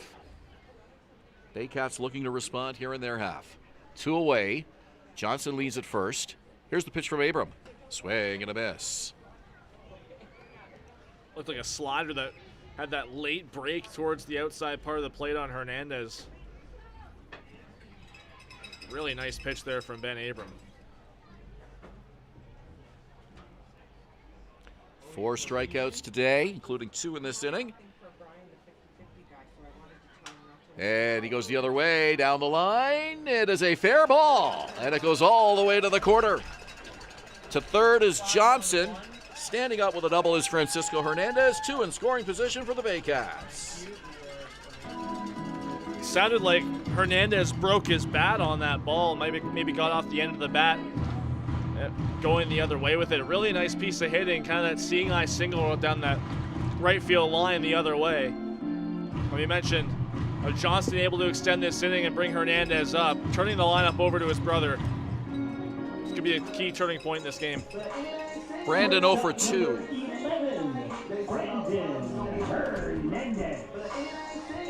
So 2 on for the Baycats. Johnson at third. Francisco Hernandez at second.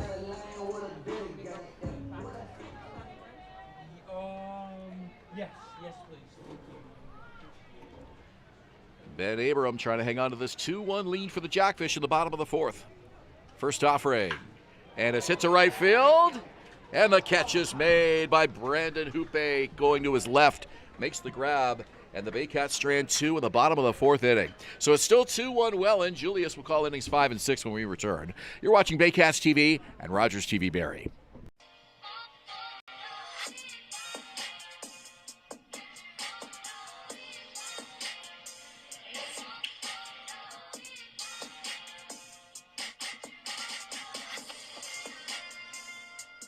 The Collingwood Brewery at 10 Sanford Fleming, producing delicious lagers, ales, and seltzers since 2014. The proud home of the Baycats Brew. Check out their retail shop and tap room, and select products at the LCBO, beer store, and grocery stores. Cheers, and go Baycats! What if a thrift store could change lives? Barrie Families Unite is making it happen. Essential needs support for those families in our community who need it most. Charity gives. Dignity empowers. Join us this summer at the Baycats Summer Baseball Camp.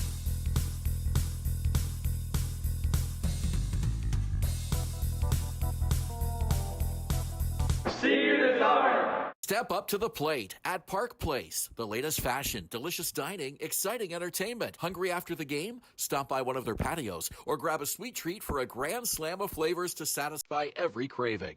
Park Place, where every visit is a home run.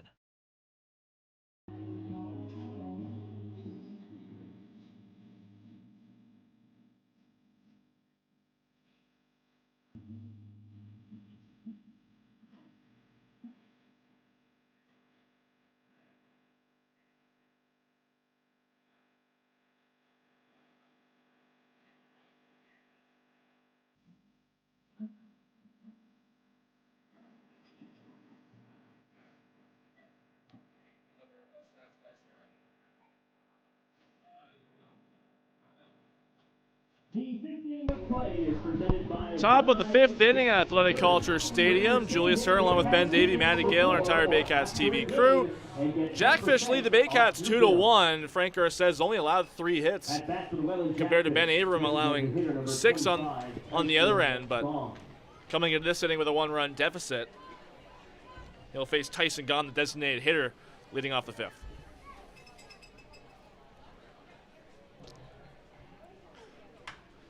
It's a high fly ball out to right field. Macabrota arranging back. In front of the warning track, makes the catch on the first pitch for out number 1. Wind has been blowing in all afternoon. Straight away right now, it had been blowing from right to left earlier today. Maybe a little bit of a factor on that fly ball, keeping it up in the ballpark, but a big first pitch out for Frank Garces. So I'll bring up Brendan Luther, the number 9 hitter. Struck out his first time up.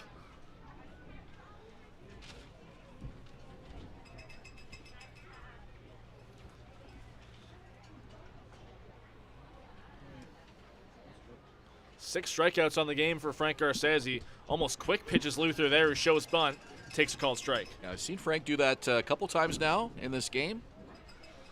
And it's often with the first pitch of the at-bat that he'll try that. It's almost like if he can locate that, it's a free strike if the batter doesn't clue in. Here's the 0-1, fouled away. Well, sometimes if you can get the batter back on his heels a little bit and he's not ready for it on the first pitch of the at-bat. Interesting thought. Luther had something else in mind, though, trying to lay down a bunt. And one-run game, still early, but that might not be a bad idea for either of these clubs. Play a little bit of small ball here. Really nice crowd here at the ballpark today, getting behind Frank Garces. No 2 pitch as Luther calls time.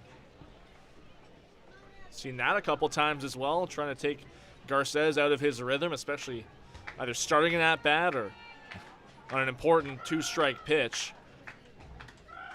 0-2, 1 out. Garces delivery, lined past Adam Odd, making a diving stab at third base, but it's into left field for a base hit for Luther. Great effort from Odd. He went all out to his left, just couldn't come up with it. 50 ticket. Big hit for the number 9 Luther to turn this back to the top of the order. We have seen more mid-at-bat players call time today than I think we have any other game so far this season. And that's a testament to these pitchers, Ben Abram and Frank Garces. Clearly these hitters on both sides trying to just interrupt their rhythm any way they can. You got to imagine that's a conversation in the dugout, too. They're like, hey, we need to get this guy out of a bit of a rhythm. He's got something on us. Luther the leadoff first. First pitch to Jonah Weisner's down low. Well, it's a low-scoring game so far between two teams that can hit and have exploded offensively already this week.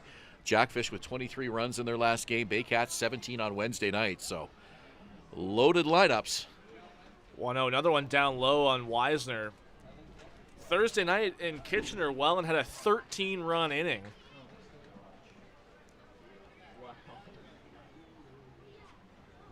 It was last time the Jackfish were here, it was one inning, a 4-run fifth. That was the difference in that 4-3 Welland win. Now 2-0 over the Baycats so far this year. This is the third matchup. Another one low and outside, and Weisner has a 3-0 count to work with. It is amazing for two teams that both are capable of scoring so many runs. Often when we see them head-to-head, it ends up being a low-scoring game, especially here in Barrie. We've seen several of those in the last 2 or 3 years. A lot of close losses for the Baycats to start this year. That being one of them. Another 3-0 called strike. Wisner just forcing Garces to find the plate with something good there.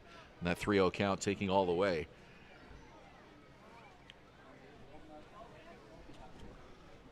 Wisner, the leadoff first, being held on by Williams.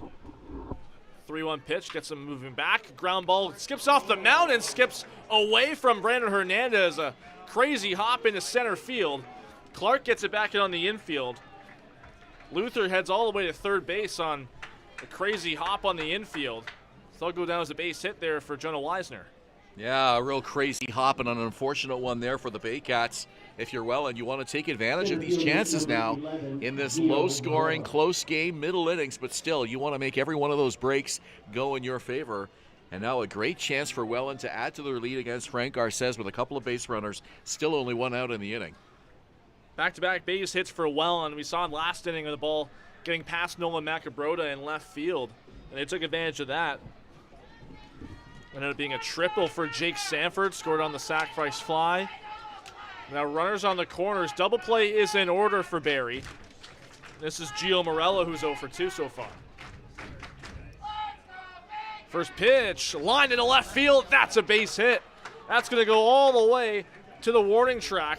Macabrota gets it back in on the infield quickly. A nice throw cut off by Hernandez. A double and an RBI for Gio Morello. It's 3-1. Bat starting to come to life for the Jackfish here off Frank Garces. That's the third straight hit off Garces now. Still just in this fifth inning, Luther, Wisner, and Morello all able to make pretty good contact off the left-hander. Baycat bullpen remains quiet. We know Garces can go deep into ball games. That's usually the plan for him when he's out there. Morello, after seeing Wisner go up 3-0 and the count on Garces, attacks right away on that first pitch with the double. Here's Mateo Porcelato, has 2 hits of his own already today. Big swing and a miss for him on the first pitch. First base open, but you want to go right after him. You've got Robert Mullen, one of the best hitters in the IBL, right behind him. Porcelato scored last inning, was beneficiary of a balk by Garces. Now the infield in for Barrie. Breaking ball in there for strike 2. Yeah, it was a balk on a disengagement violation. I think the first one we've seen here this season. 7-1. 2 in scoring position. Barrie will try and cut down the runner at home plate on a ground ball. 0-2, 1 out. Garces looks in for the sign from Johnston. Catching the lefty for the first time. Here's the 0-2. Fouled away to the screen.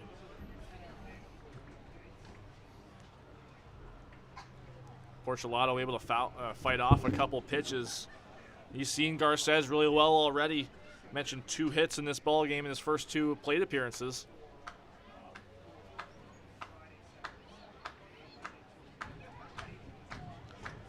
Morello at second, Wisner at third. Another 0-2 from Garces. That's fouled away again. That one further down the left side out of play.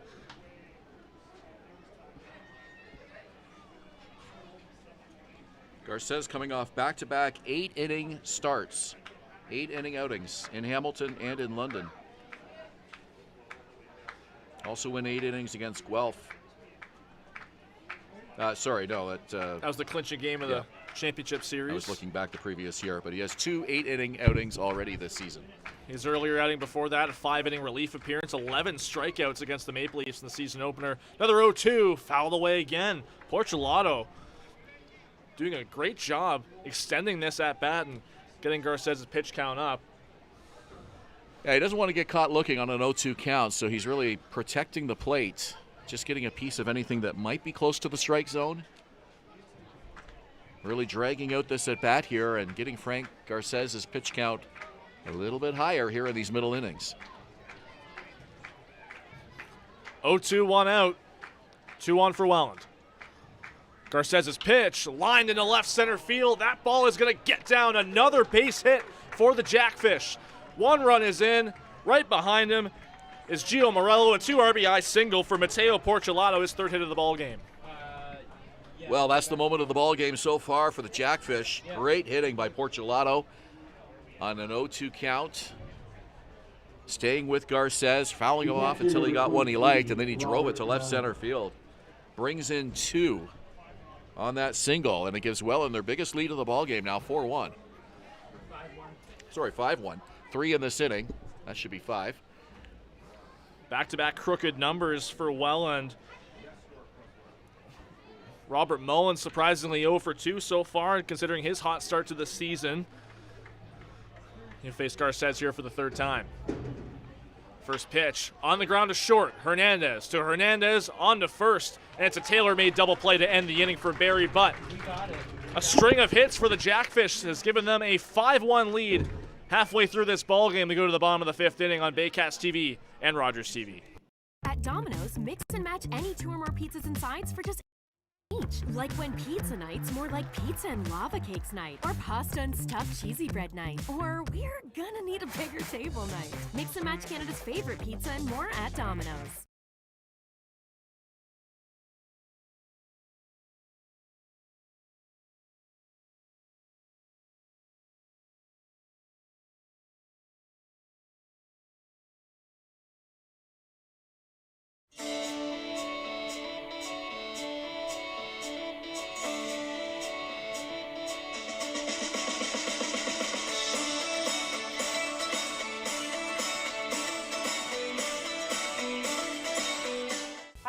Fans from 400 Chrysler and Barrie Chrysler Dodge Jeep Ram. This year, we are the community partners of the Barrie Baycats. Community is near and dear to our hearts here at the dealerships and one of our core values, so we can support local and shop local.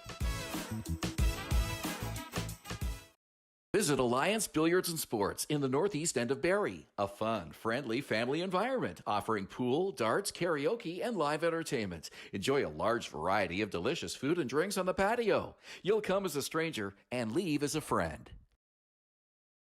So much for celebrating your birthday with the Barrie Baycats at the ballpark. Hey Baycats fans, I am down here at the first baseline. We are handing out a month free car washes from Zenitech, so make some noise if you want one.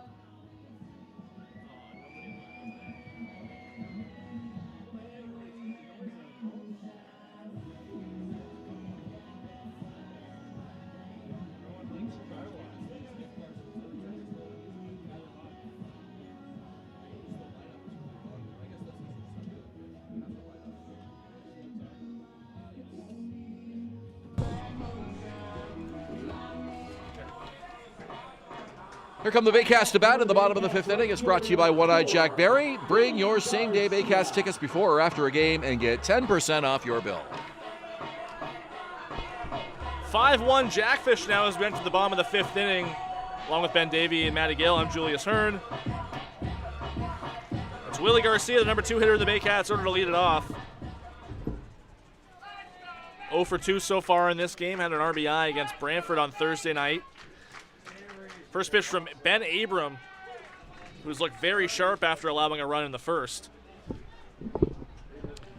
This is a real test for this Baycats lineup. How quick could you get Ben Abram out of this ball game? 4 pretty good innings so far. On the ground to short. And a throw on to first from Jonah Weisner's in time to retire Garcia, 1 down.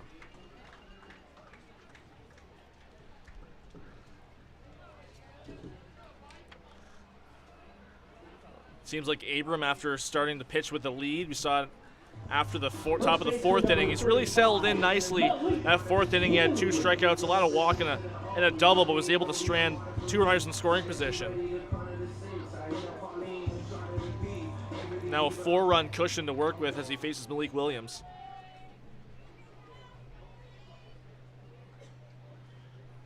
First pitch to Malik Williams is in the dirt and low.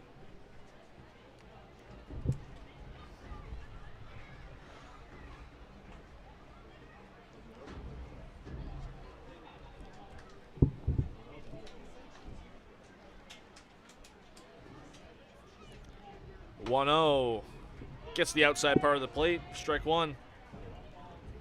Malik Williams with a little bit of a head tilt there. Not happy with that call from the home plate umpire. He's been pretty consistent so far today, but strike zone seems to have favored the pitchers maybe a little bit. 1-1 count here on Malik Williams. Pitch from Abram. That's a long drive into deep left field. Back at the wall and making the catch is Mateo Porcelato. Hard hit ball there from Malik Williams. Just not quite enough distance to get out of the yard. And maybe the hardest hit ball we've had from the Baycats so far this afternoon. Ryan Rio. Well, here's Ryan Rio. Had a single in the first, was stranded at third, struck out since.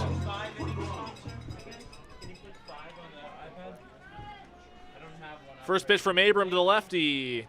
Breaking ball just outside. Ben, you talked about Frank Garces, Ben Abrams' counterpart in this game, former San Diego Padre. Ben Abram, a San Diego Padres draft pick. Interesting connection. Back in 2018, so a couple years after Garces' major league career finished up. That's a pop-up third base side, and making the catch in fair territory is Jake Sanford to retire the side. 3 up, 3 down go the Baycats. It's still a 5-1 ball game in favor of the Welland Jackfish. Of the 6th inning coming up on Baycats TV and Rogers TV.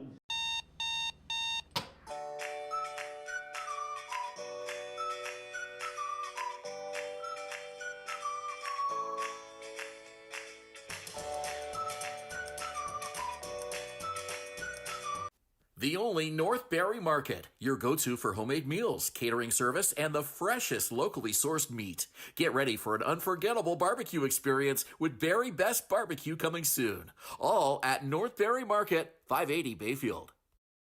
Thinking about doing a renovation but don't know where to find the best prices and quality? Go to Reno Liquidation Depot, where you'll find vanities, flooring, toilets, exterior doors, and so much more. Visit Reno Liquidation Depot today.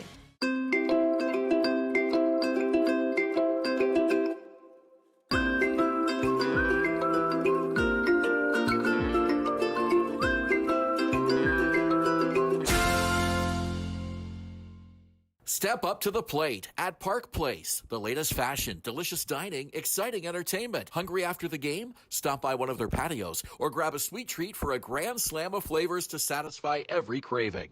Park Place, where every visit is a home run.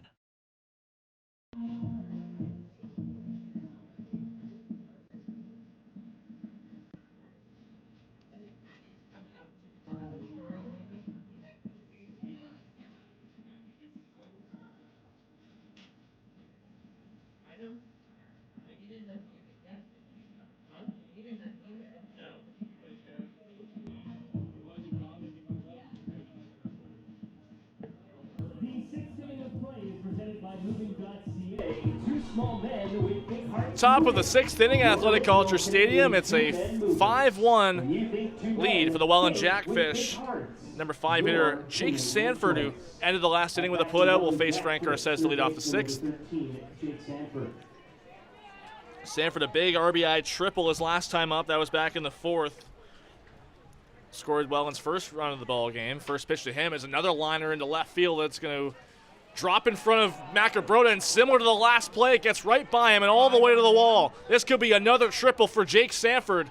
The throw in from Macabrota is not in time.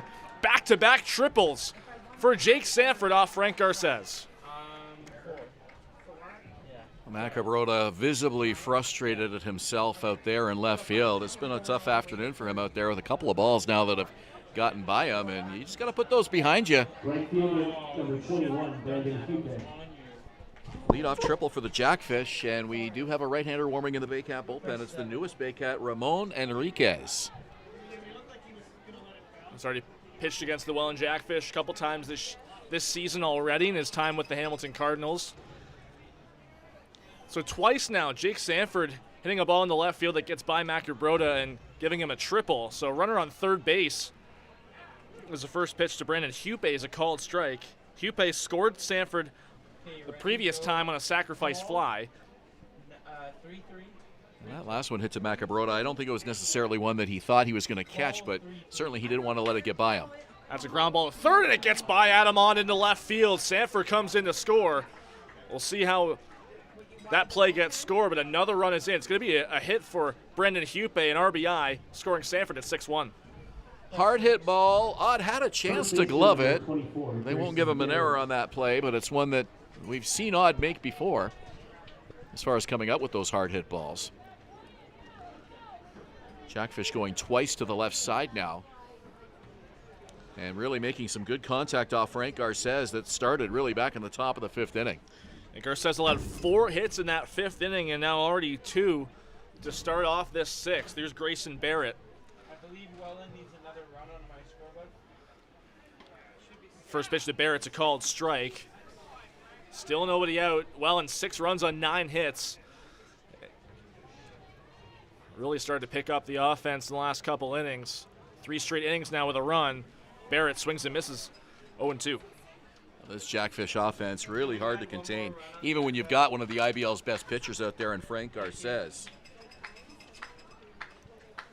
They came here swinging the bats today. Garces comes set. The lead off first by Hupe. Another cut and the miss there from Barrett. Strikes out. That one for IMP North. 1 out in the inning now. Let's go to our very own Matty Gill. Yeah, I was talking to Tyson Gone. He's on the starting lineup for Welland tonight. And yesterday, Welland signed his brother Austin, who just finished at LSU Shreveport, the team that went 59-0 and won the NAIA World Series. Tyson told me that he's excited to play with his brother again, and he's also told me how well Austin has been playing lately. Quite rare to see 2 brothers on the same team, but this is the same case for Barrie as well with the Hernandez brothers, who told me they love playing together. Thank you, Maddie. It's kind of something we start to see a lot more in the IBL, brothers kind of playing on the same team.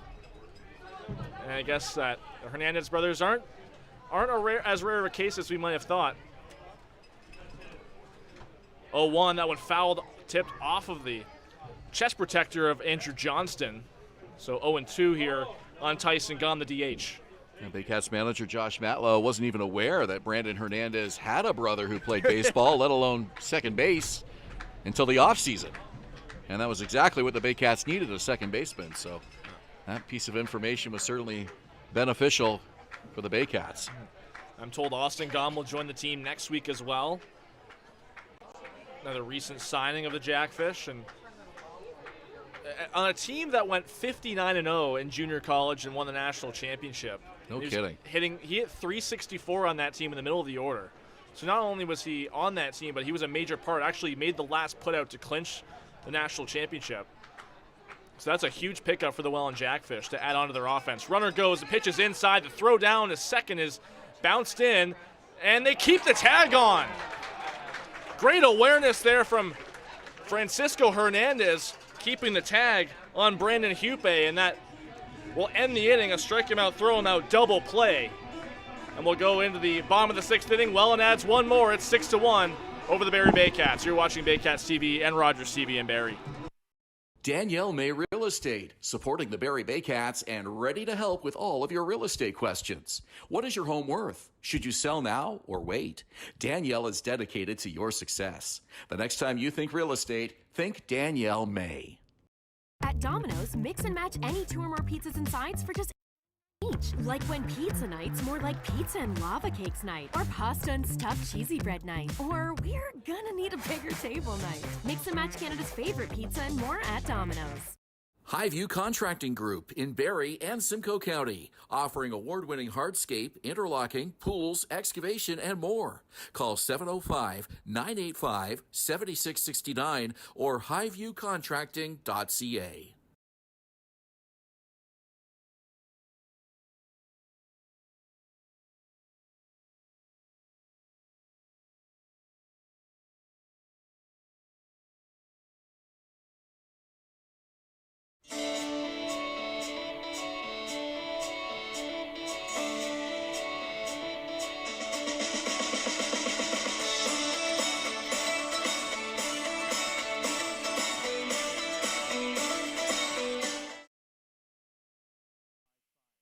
If any of the winning ticket numbers, you can claim.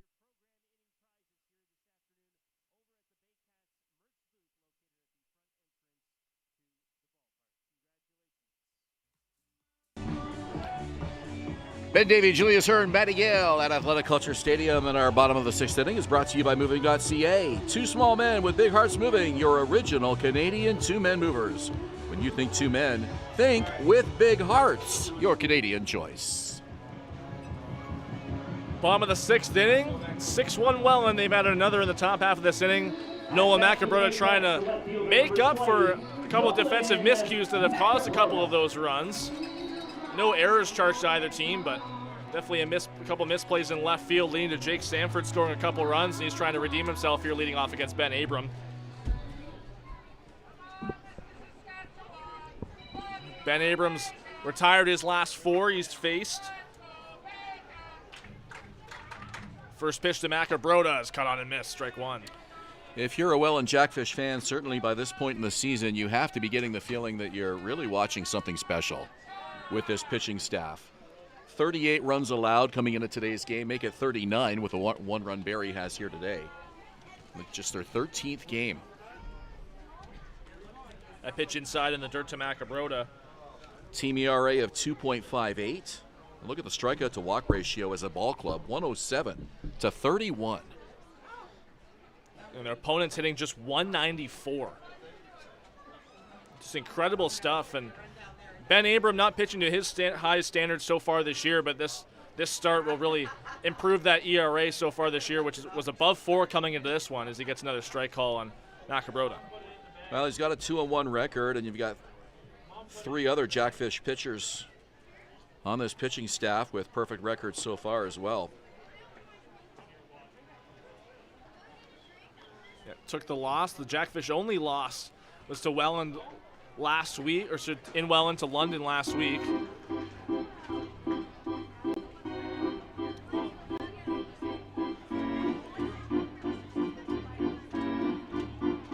Macabrota, 1-2 count on him. Tristan Clark on deck here in the bottom of the 6th inning. 1-2 from Abram. Foul back to the screen. Macabrota stays alive with a nice cut. 38 runs allowed as a pitching staff through 12 games. The next closest team is Hamilton with 48, so a 10-run differential there, and the Cardinals have played 3 fewer games. Manager Brian Essery couldn't ask for anything more from these arms. The Welland Jackfish pitching staff so far this season. Another 1-2. Bounding ground ball over to second base, and it gets by the second baseman, Luther, into right field.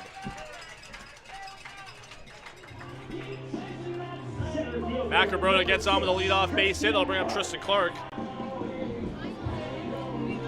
Well, as mentioned, a tough afternoon defensively for Macabrota in left field, and you get your opportunity at the plate as well. And Macabrota leading off the 6th inning with a base hit, trying to get Barrie back in this game. They definitely have some work to do now against this Jackfish pitching, down by 5 runs. Second hit of the ball game for Macabrota, had an RBI double in the 1st inning. Meanwhile, Tristan Clark 0 for 2 with a strikeout against Ben Abrams so far. Pops that one up, slicing out of play on the right side past the Baycats dugout and into a sea of swarming kids waiting for the ball. Yeah, came very close to a youngster. And look, if you're at the ballpark and you see those pop-ups, get the kids, the little tiny ones, get them out of the way.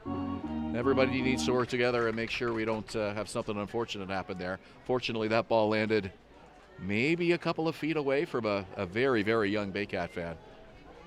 Close call, though. 0-1 to Clark is outside. Of course, the older kids are chasing those balls down, but the young ones don't even know what's going on, so.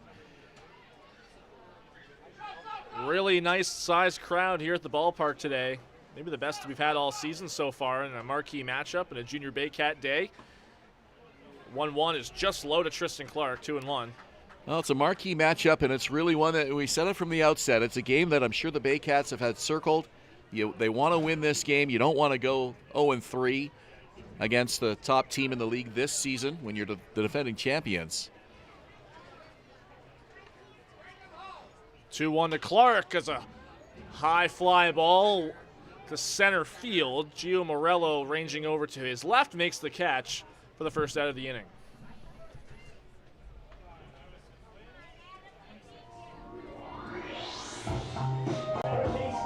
Well, we get down to the bottom third of the order for the Baycats here, but they've been pretty productive at the plate so far this afternoon. Odd has a single and a stolen base. Johnston reached on a walk.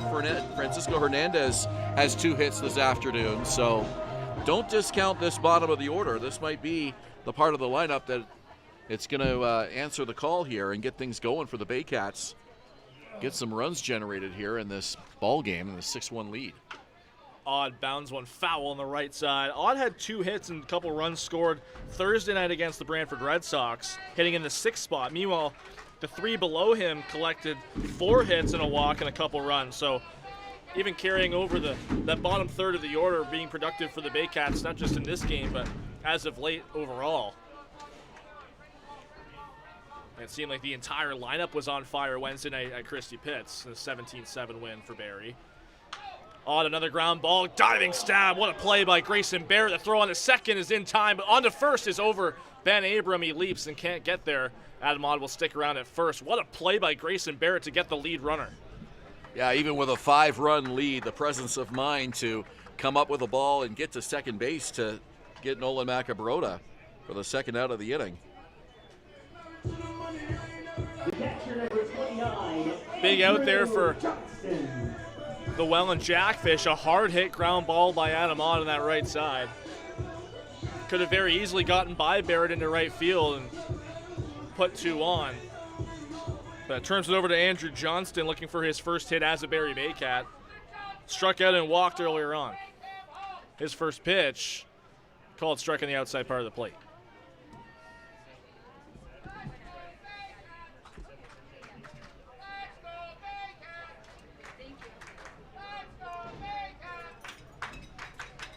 Yo 1, another one called outside part of the plate, 0-2. A couple of former Hamilton Cardinals here to help out the Baycats mid-season. Ramon Enriquez coming over from Hamilton as well. Andrew Johnston, the former Cardinal, at the plate. Big pitch here for Ben Abram. Goes outside again, but that one a bit further out than the first 2. Yeah, it would be huge for Abram to end this inning with a strikeout. He hasn't had one since the 4th. He got the first 2 hitters in that 4th inning on strikes, Clark and Odd. He's got 4 total in the ball game so far. Looking for number 5, and he gets it swinging. Johnston goes down. The throw down at first to confirm the strikeout is in plenty of time. Baycats strain another base runner. We go to the 7th inning. Ben Davy back on the mic to call it for you. Jackfish lead at 6-1 on Baycats TV and Rogers TV in Barrie.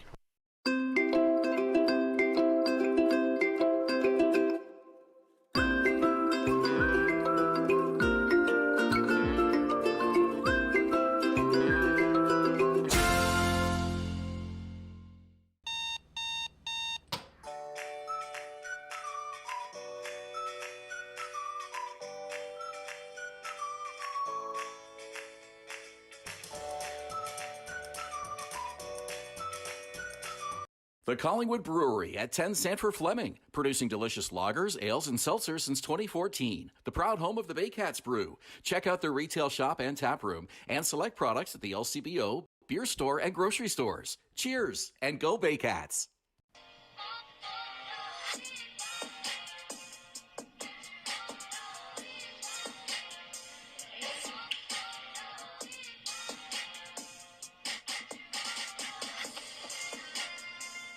What if a thrift store could change lives? Barrie Families Unite is making it happen. Essential needs support for those families in our community who need it most. Charity gives. Dignity empowers.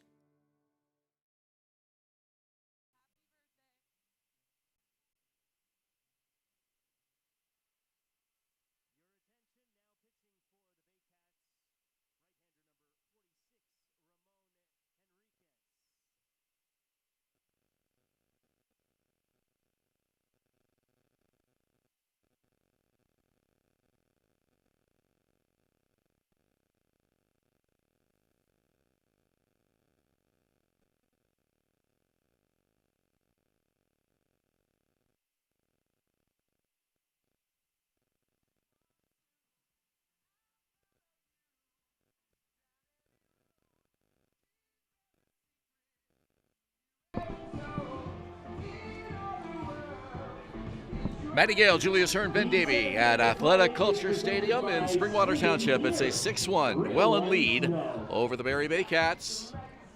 At bat for the Jackfish. Barrie with some work to do, trying to get the record back to 500 here today, but trailing by 5 as the Jackfish come to bat here in the 7th. Brendan Luther will lead it off, and Frank Garces' afternoon comes to a close.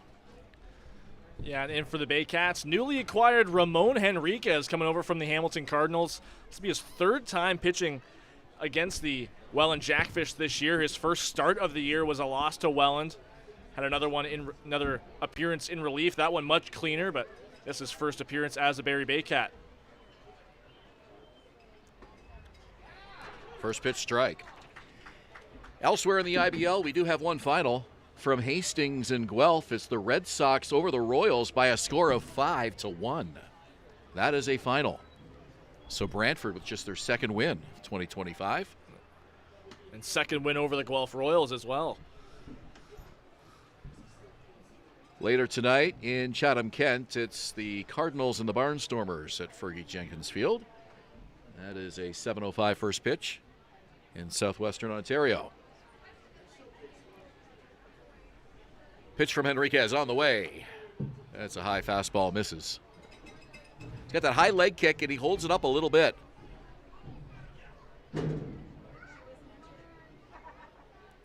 Luther 1 for 2 today. Tall right-hander looks in. Full windup. And the delivery. It's inside. He actually lifts his leg, stops, and then lifts it a little more. If you watch closely, at least on that last pitch, we'll see if he varies that up a little bit. But it's kind of like a bounce. I've seen that from a few pitchers before, but mostly guys that are younger and still working through their mechanics. Well, obviously this is working for him. You call it a bounce. I was going to call it a stutter. It's sort of a, let's see it here. Yep. See, I think he's going to come to the plate, and then he's got a little bit more leg raise to go. Well, what I'm curious about is if he lets a runner on, how he pitches out of the stretch. Wouldn't surprise me if he changes that up a little. Maybe a lot. 3-2, the payoff pitch on the way to Brendan Luther. Here it comes. Checked his swing. It's low ball 4. They're going to appeal. He did not go, says Chris Walters. Leadoff man aboard for the Jackfish here in the 7th. The shortstop, number 4, Jonah Leisner.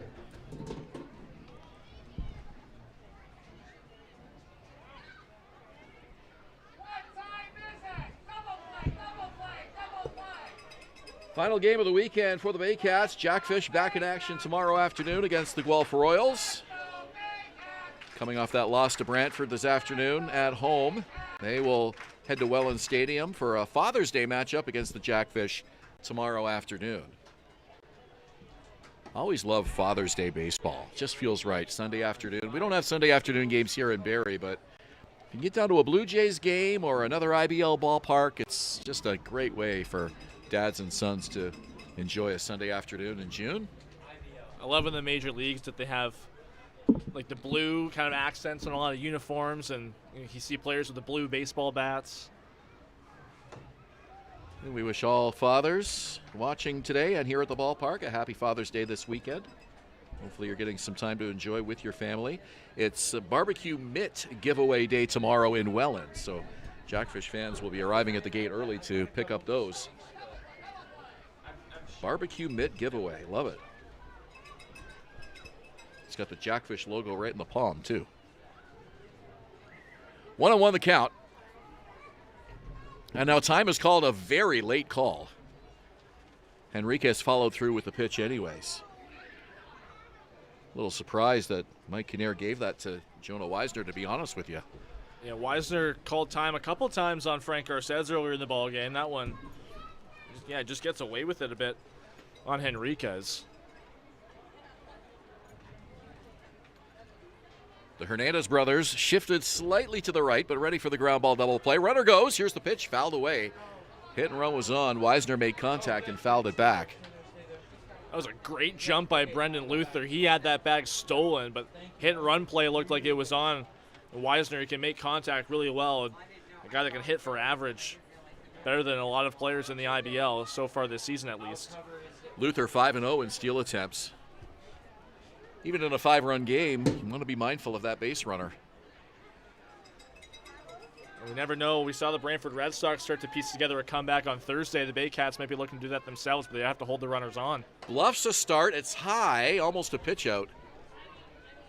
Certainly looked like that was intentional. He went up and away with that pitch, looked the runner back. Wonder if Luther read that pitch out. I say pitch out. It wasn't really a traditional pitch out, but definitely they were thinking of the base runner with that pitch. 2-2 now. Luther the lead. Enriquez deals. Runner does not go. Another high fastball. Johnston looks the runner back.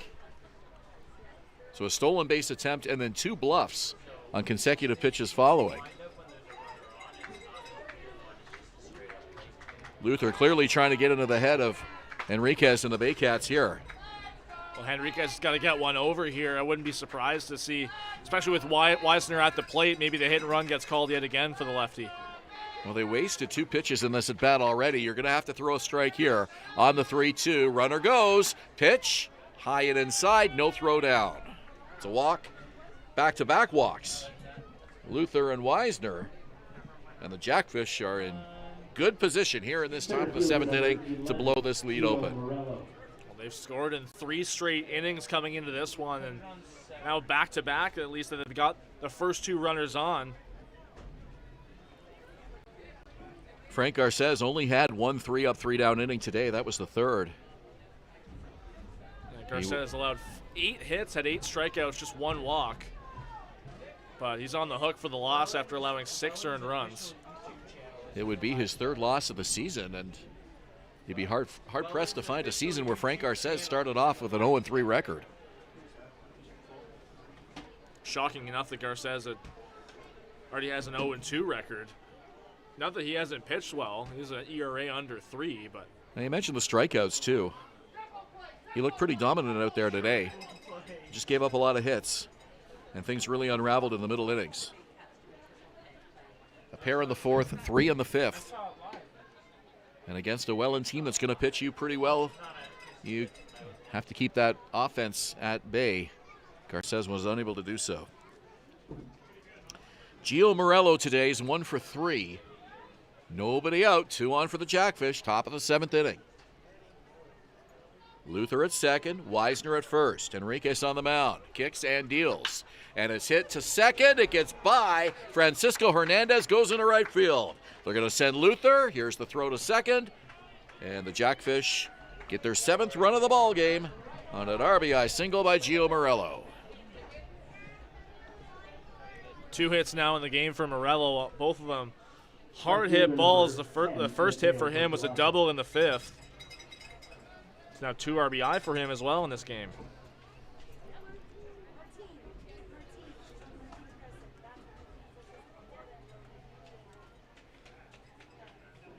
Back in the 5th, Garces allowed 5 straight hits. And it all started with Brendan Luther. And now an attempt at second. The shortstop, Brandon Hernandez, applying the tag, and then a late tag just to see if he could maybe get Weisner off the bag. He stayed on, though. Well, it worked on Brandon Hupe, an inning-ending caught stealing back in the 6th. Yeah, that was a strike him out, throw him out double play, so.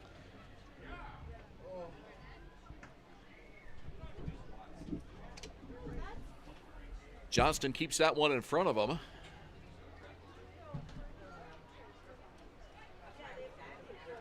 (7-1) Jackfish. Welland's promoting their tickets in our chat. Is that allowed, Brian? Big crowd on hand here at Athletic Kulture Stadium. This marquee matchup between the Jackfish and the Baycats, but it has been all Welland so far here today. Baycats took a 1-0 lead into the 4th, and then the Jackfish offense got it going. This one off the glove of Johnson. He goes back to the screen to retrieve it. Runners advance. Weisner to third, Morello to second. Still nobody out in this 7th inning. And that's the last thing you need in this inning, a pass ball to move runners up and take a double play out of order.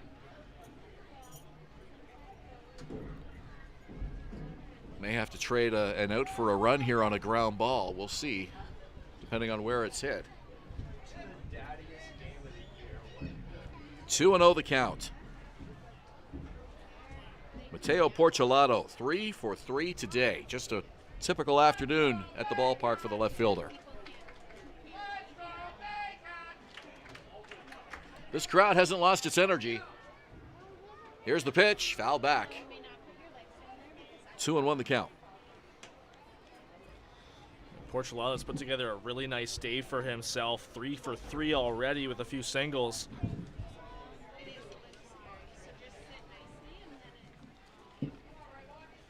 Surprising, Robert Mullen, who's on deck behind him, 0 for 3, considering his hot start to the year.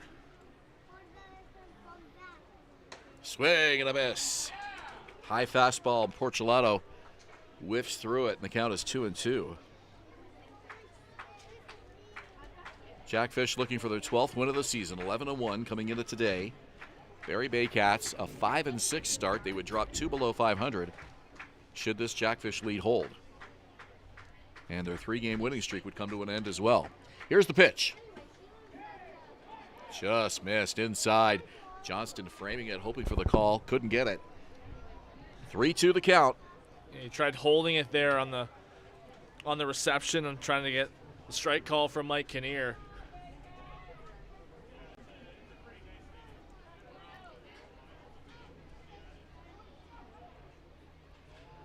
Three balls, 2 strikes, none away. Runners at second and third for the Jackfish. Enriquez deals. Inside ball 4. That loads the bases.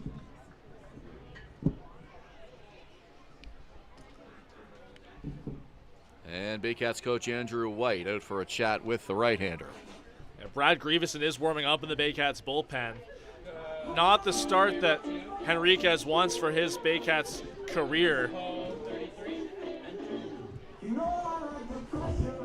3 walks and a single for his first 4 batters. Well, ordinarily you'd like to get even more than 6 innings out of your starter, Frank Garces, if you can. We mentioned he had back-to-back 8-inning outings earlier this season already, but pitch count was getting high, and the Jackfish were really getting to him in the 4th and 5th.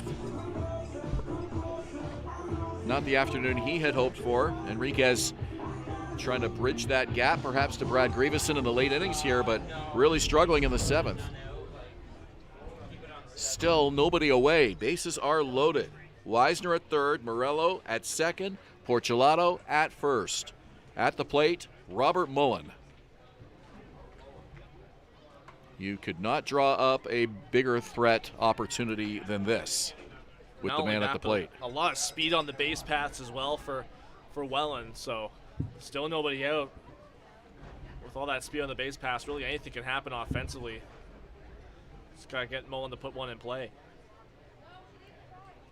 Pitch, a high pop-up. Is it playable? Right side. Williams over on the grass. Makes the catch.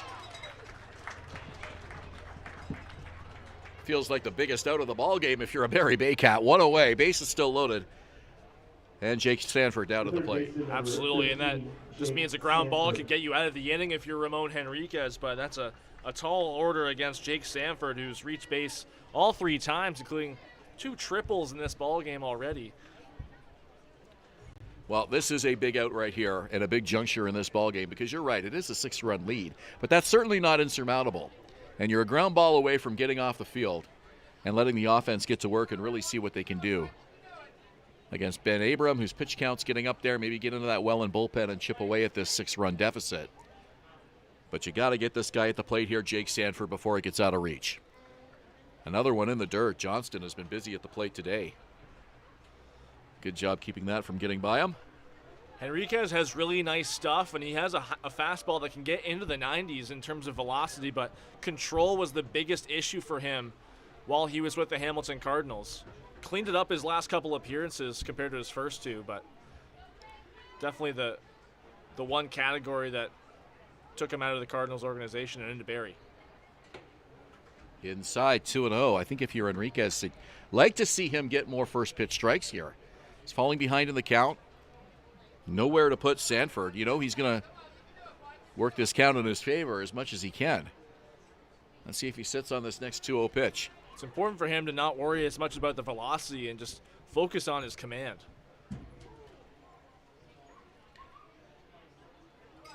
Two-0 pitch. On the ground, this could be it. Hernandez tags the runner, makes the throw, in time for the double play. Let's see how huge that might be this afternoon. The Baycats get a double play. The Jackfish leave the bases loaded. It is still a 6-run Welland lead as we head to the bottom of the 7th inning. You're watching Baycats TV and Rogers TV in Barrie. Visit Alliance Billiards and Sports in the northeast end of Barrie. A fun, friendly family environment offering pool, darts, karaoke, and live entertainment. Enjoy a large variety of delicious food and drinks on the patio. You'll come as a stranger and leave as a friend. At Domino's, mix and match any 2 or more pizzas and sides for just each. Like when pizza night's more like pizza and lava cakes night, or pasta and stuffed cheesy bread night, or we're gonna need a bigger table night. Mix and match Canada's favorite pizza and more at Domino's.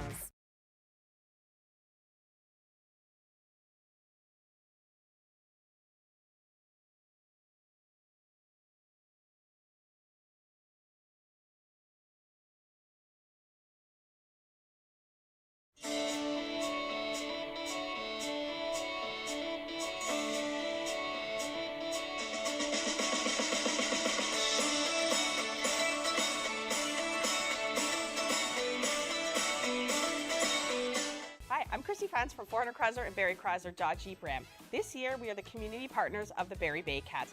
Community is near and dear to our hearts here at the dealerships and one of our core values, so we can support local and shop local.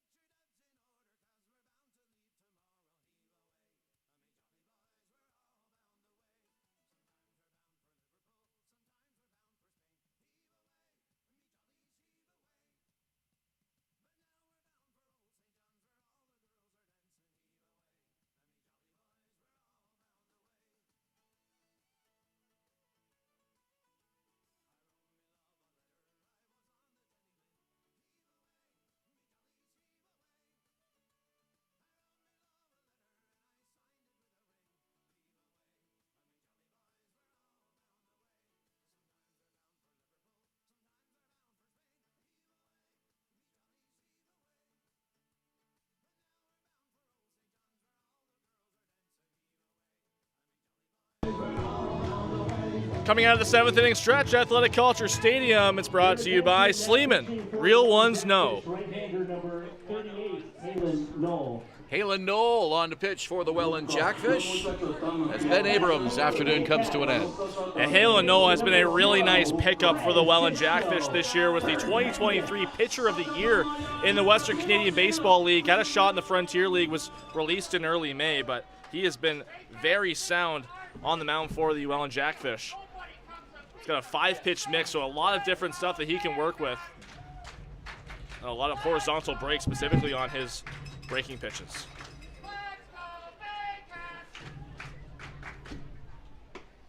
Pitches outside. He's only allowed 1 earned run and 6 in the 3rd inning so far, 1.42 ERA. Just 2 walks and 2 strikeouts. So shallow fly ball, center field. It's got a little bit of carry to it, and it goes all the way back. Fairly deep. The catch is made by the center fielder going back. Gio Morello. Let's go down to Maddie Gale with another report. Thanks, Ben. Halen Knoll played at the University of Mary with Baycats Noah Hall. I asked Noah about Knoll, and he told me that they became great friends at school. He said that Knoll's a talented player, but beyond that, he's also the smartest guy he knows. Knoll invents apps in his free time. And fun fact, his family also owns one of my favorite things, escape rooms. Edmonton native, and I got a feeling he might be interested in a certain hockey game a little later on tonight.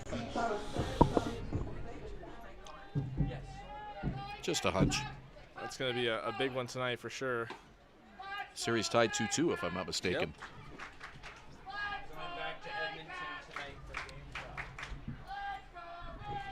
Yep. One out here in the bottom of the 7th inning. Baycats down by 6. Brandon Hernandez takes a pitch in the inside half of the plate for a strike. 1-1. Old, 25 years old.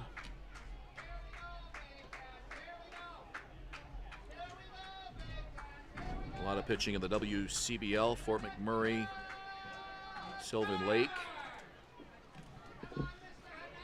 2023 with Sylvan Lake was the pitcher of the year in that league.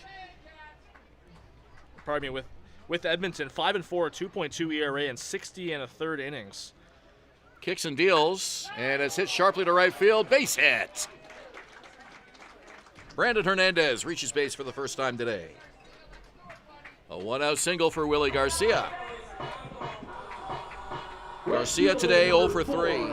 Willie Garcia. It's not an insurmountable lead, as we were talking about earlier, Ben. Just 6 runs. Barrie 8 hits now in the ball game compared to Welland's 10. So they've been able to match the hits. Obviously, a lot of walks from Barrie pitching today. Well, if the Baycats do mount a comeback and win this ball game, certainly you will circle the double play off the bat of Jake Sanford that ended the top of the 7th. A nice play by Francisco Hernandez, the second baseman, applying the tag and making the throw. And the Jackfish had the bases loaded at that point and really could have put this ball game out of reach.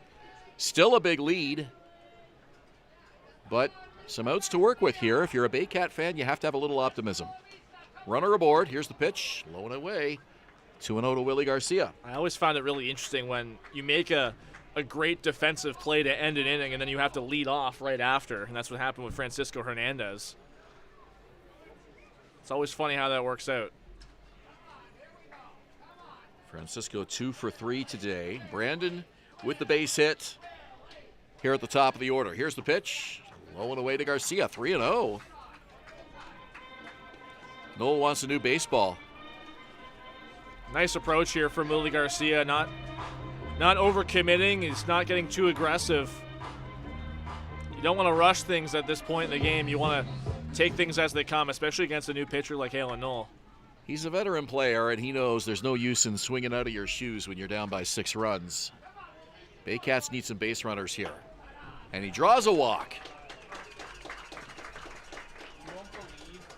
Garcia aboard, Hernandez to second.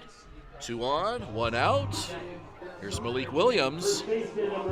Oh, you get a couple runs this inning, a couple runs in the 8th. You can make this an interesting finish.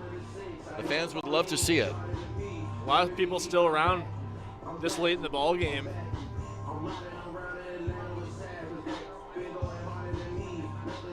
Five of the next 6 Baycats scheduled games are on the road, including the next 4 in a row.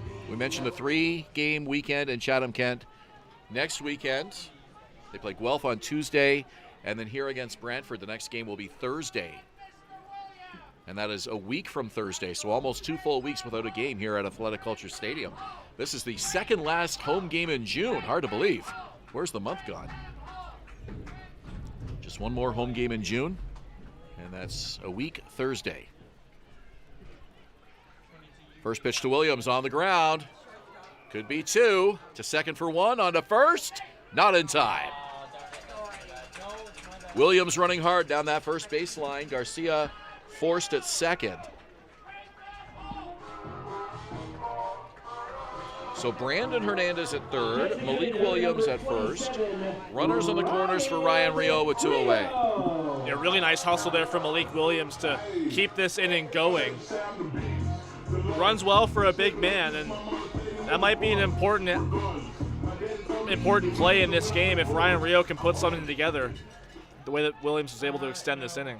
I love that Malik doesn't give up on a ground ball that could have been an inning double play like that. Ran it out, knew he had a chance. A lot of slower players in the league might not have. Rio rocks this one to right field. High, deep, and gone! Blame it on Rio. A 3-run homer. The Baycats make it a 7-4 ball game.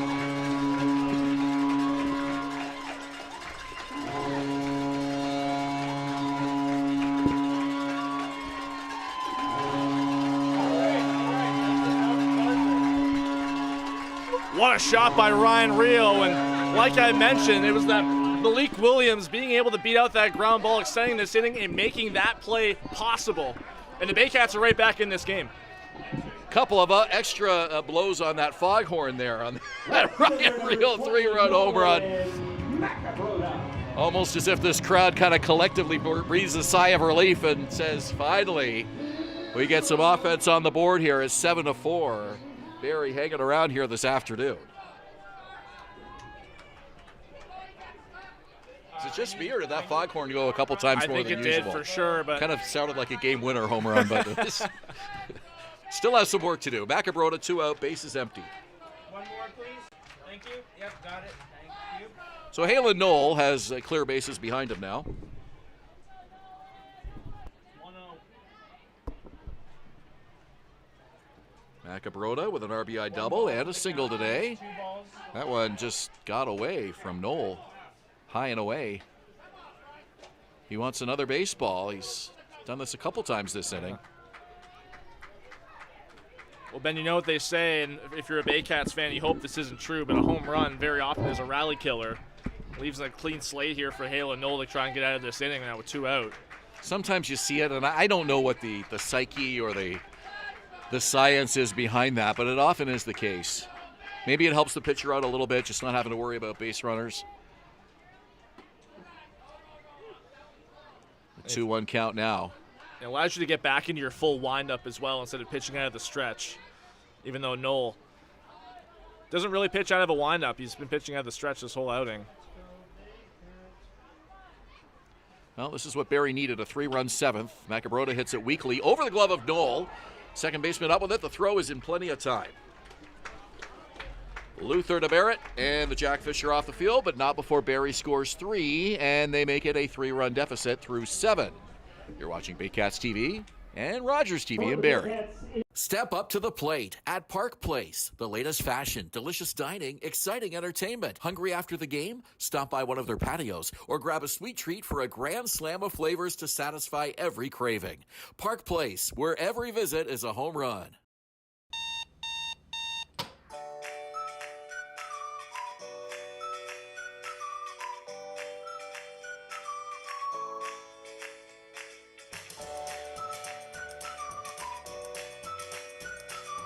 The only North Barrie Market, your go-to for homemade meals, catering service, and the freshest locally sourced meat. Get ready for an unforgettable barbecue experience with Barrie Best Barbecue coming soon. All at North Barrie Market, 580 Bayfield. Thinking about doing a renovation but don't know where to find the best prices and quality? Go to Reno Liquidation Depot, where you'll find vanities, flooring, toilets, exterior doors, and so much more. Visit Reno Liquidation Depot today.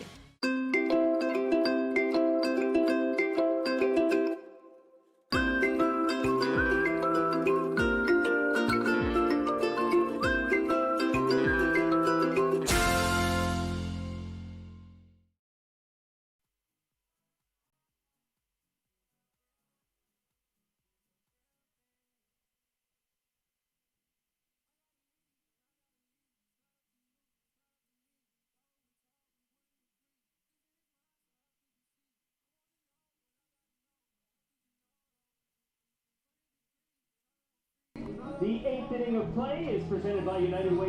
Ben Davy and Julius Hern with you. Matty Gale, our sideline reporter. Beautiful Saturday at Athletic Kulture Stadium. Baycats down by 3 as the Welland Jackfish come to bat here on the top of the 8th inning. Brandon Hupe will lead it off, the number 6 hitter.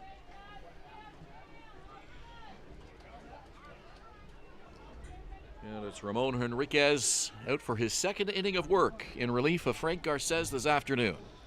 Tall right-hander deals, and it's a first pitch pop-up foul. And that bounces just in front of the trees. About 4 fans converged on that baseball, and they kicked it under the fence. Can you believe that? Wow. Yeah. Teamwork, guys, teamwork. And now somebody with a long arm was finally able to get it. That is the ultimate misfortune. 4 fans piling on a baseball, and none of them get it as it goes under the fence. A pop-up on the outfield grass. Hernandez backpedals, makes the catch. 1 out for Henriquez here in this 8th inning. Just want to make a quick correction on a scheduling note that I made earlier in the game. I said the next Baycat home game was Thursday. It's actually Saturday, a week from Saturday, so 2 weeks from today. Bradford Red Sox here. Saturday afternoon, same time, 4:05, same time as today's game. So no Thursday game that week. That Saturday game is the only Baycat home game that weekend, the final weekend of June. They go to Hamilton on the Sunday afternoon. So the Baycats will get some miles on the team bus over the next couple of weeks. This is Grayson Barrett. Called strike on the inside part of the plate. If Enriquez is going to get that spot, may as well keep going back to it. Mike Kinnear, the good strike zone for the pitchers here tonight. Winds and deals. Fouled away. Ben, he's taking that stutter out of his windup. And I'm not sure if you've noticed that over the last couple of pitches. Not pausing at the summit of his leg kick. Working quicker, too. Especially with nobody on. Swing and a miss. Tag applied. 2 outs. Strikeout for IMP North. And the first strikeout for Ramon Enriquez today. Really nice start to him for this inning. You know, polar opposite compared to the 7th. He allowed the first 4 to reach and got the first 2 gone here in the 8th, including that one on a strikeout for Grayson Barrett. Number 8 hitter Tyson Gom to the plate. 0 for 3 today.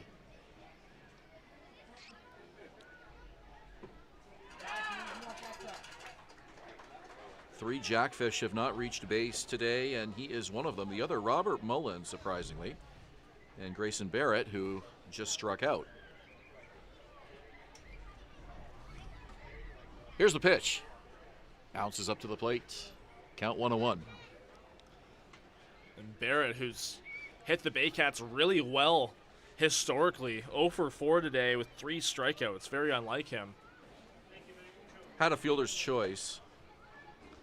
So 0 for 4. Pitch to Gum, high and away. Enriquez not stuttering on the leg raise anymore, but he's got a little bit of a hesitation on the draw up to it. If you watch closely here. He makes that twist around. Right there. And then actually taps the foot down again, and that time he did stutter. Foul tip into the glove for a strike. Strike 2. Changes the timing of the hitters a lot.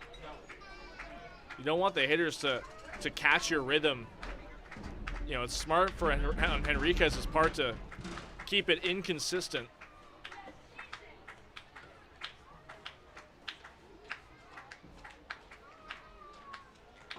Swing and a miss. Strike 3.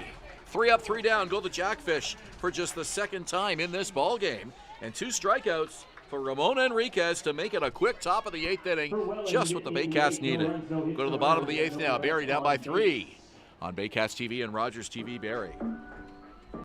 Thinking about doing a renovation, but don't know where to find the best prices and quality? Go to Reno Liquidation Depot, where you'll find vanities, flooring, toilets, exterior doors, and so much more. Visit Reno Liquidation Depot today.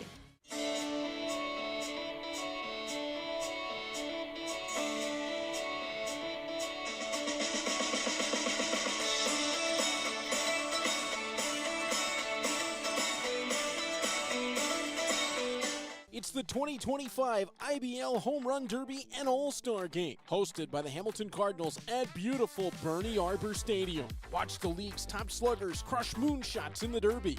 Then see the best of the best go head-to-head under the lights in the All-Star Game. Highview Contracting Group in Barrie and Simcoe County, offering award-winning hardscape, interlocking, pools, excavation, and more. Call 705-985-7669 or highviewcontracting.ca. What if a thrift store could change lives? Barrie Families Unite is making it happen. Essential needs support for those families in our community who need it most. Charity gives. Dignity empowers.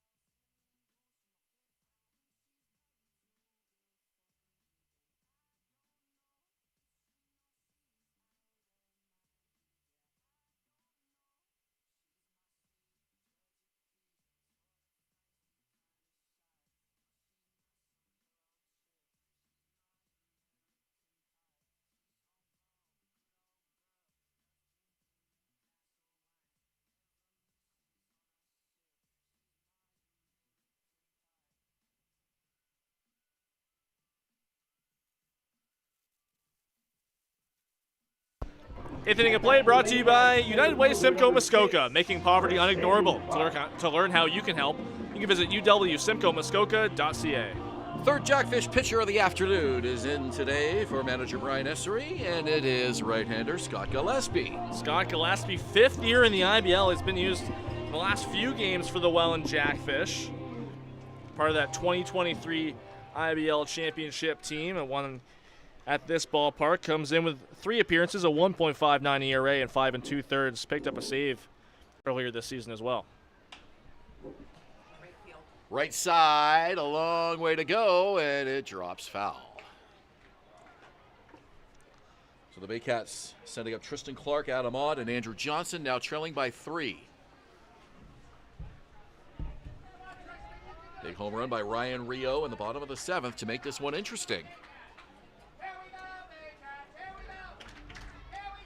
Gillespie, an Alberta product as well, hails from Sherwood Park, which is an Edmonton suburb. So potentially another Oiler fan. I'm just guessing. Growing up in that part of the province, probably more of an Oiler fan than a Flames fan, but literally just about less than a half an hour east of Edmonton. So you got Scott Gillespie, Halen Knoll, at least 2 Edmonton products on this Jackfish roster. The Jackfish do a lot of scouting out west, and that's a big reason why their lineup is so good on paper. It seems like BC in particular really breeds a lot of the strongest baseball talent that comes out of Canada. 1 ball, 2 strikes. Clark has been quiet at the plate today, 0 for 3.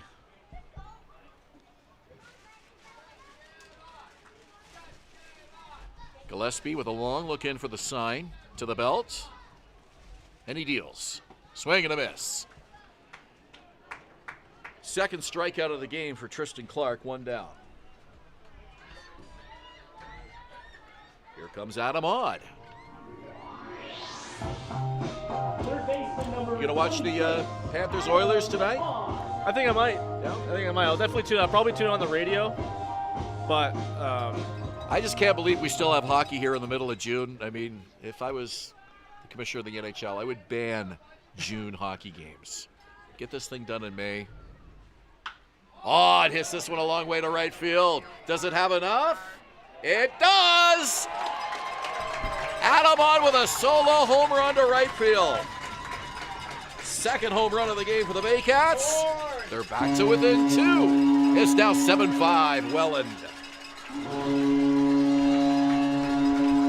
First home run of the season for Adam Ott, and it is a big one. It brings the Baycats within 2. And it seems like after Ben Abram exit this ball game, the long balls off these Welland relievers are bringing Barrie back in it. Anytime Adam Ott hits a home run to right field, I can't help but remember Game 1 of the IBL Championship Series against the Guelph Royals, that walk-off home run that Adam Ott had in extra innings. That one wasn't hit quite as deep as he did on that memorable night, but same spot of the ballpark, out near that right field scoreboard.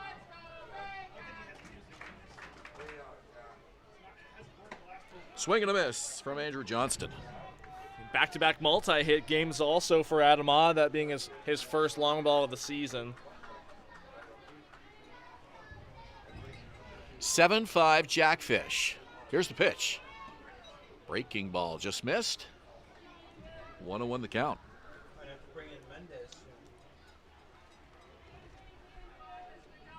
Francisco Hernandez is on deck. 1 out. We're in the 8th. Gillespie delivers high and inside to Johnson. Ducks out of the way. It got him. It got a piece of him.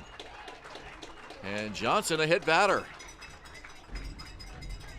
Well, Johnston didn't react like he was hit, and that's why it kind of surprised me. Home plate umpire saying it did. Yeah, it looked like it just grazed off of him up high. But he'll take it. That's an easy base runner for Barrie, and we're going to see Brian Essery come out here. Davy Mendez is warming up, and it looks like he's going to be coming into the ball game try and get a 5-out save. Mendez is coming in probably. Conference on the mound. Manager Brian Essery out. A pat on the back for Gillespie, and he will head to the dugout, and the Jackfish will bring in their closer, Davy Mendez, with 1 out here in the 8th. Welland on top, 7-5. We'll step aside. You're watching Baycats TV and Rogers TV in Barrie.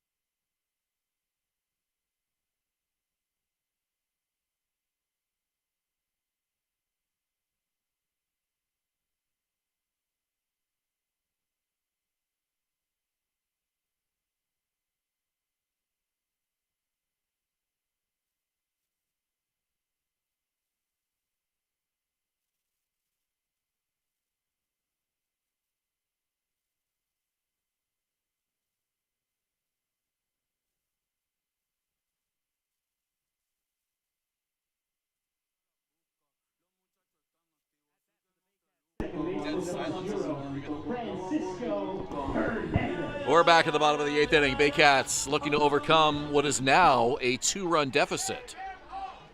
Welland led in this game at one point by a score of 7-1. It's now 7-5, and the Baycats have a runner on with one out.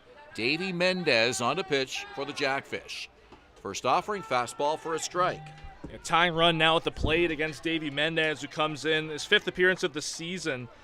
Had a save here last week. That one save put him in the 3rd all-time in IBL history in saves. Hasn't allowed an earned run this year through 4 innings. Pretty remarkable achievement. And this one hits a right center field. It'll hang up. Will it drop? It does! It's extra bases. Rounding second is Andrew Johnston. He goes to 3rd. He had to be very careful on that fly ball between the right fielder and the center fielder to make sure it wasn't caught.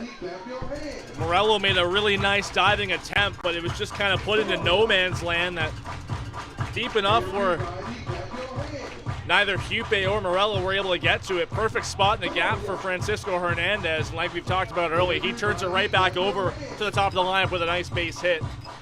And now the go-ahead run at the plate for Barrie. A 3-for-4 afternoon for Francisco Hernandez.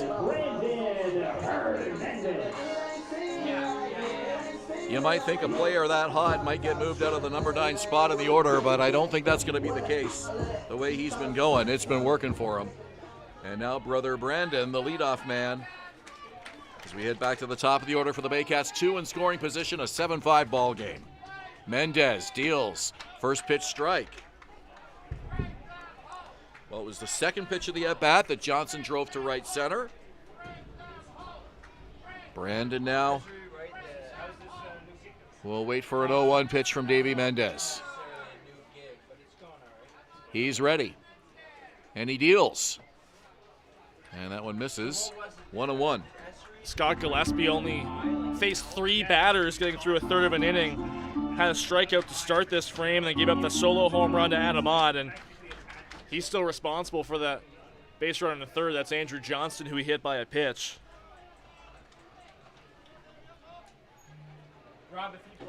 Fourth season in the league for Mendez. Product of San Pedro de Macari, Dominican Republic. Here's the pitch. Fouled back.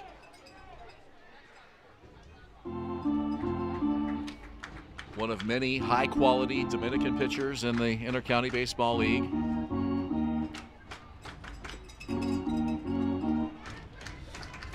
He will turn 30 years old this fall. 1 ball, 2 strikes. Big pitch coming up here to Brandon Hernandez. Runners at second and third, one out. Mendez with a pitch. Foul back. Welland does have Danny Howitt warming up in the bullpen, a left-hander. But looks like it's going to be on Mendez to try and get a 5-out save, but in tough here with 2 on. Yeah, they're taking no chances. Getting that left-hander warming up in the bullpen, maybe a bit of a surprise, but Lefty heavy part of the lineup for Barrie coming up after Willie Garcia, who's on deck. Mendez is usually on to close the door and get the final outs. Let's see if that's the case today. Time is called now. Hernandez steps out. Mendez steps off. A solo home run by Adam Odd to make it 7-5. 2 on for the Baycats now. Johnston at third. Francisco Hernandez at second. Brandon Hernandez with a 1-2 count.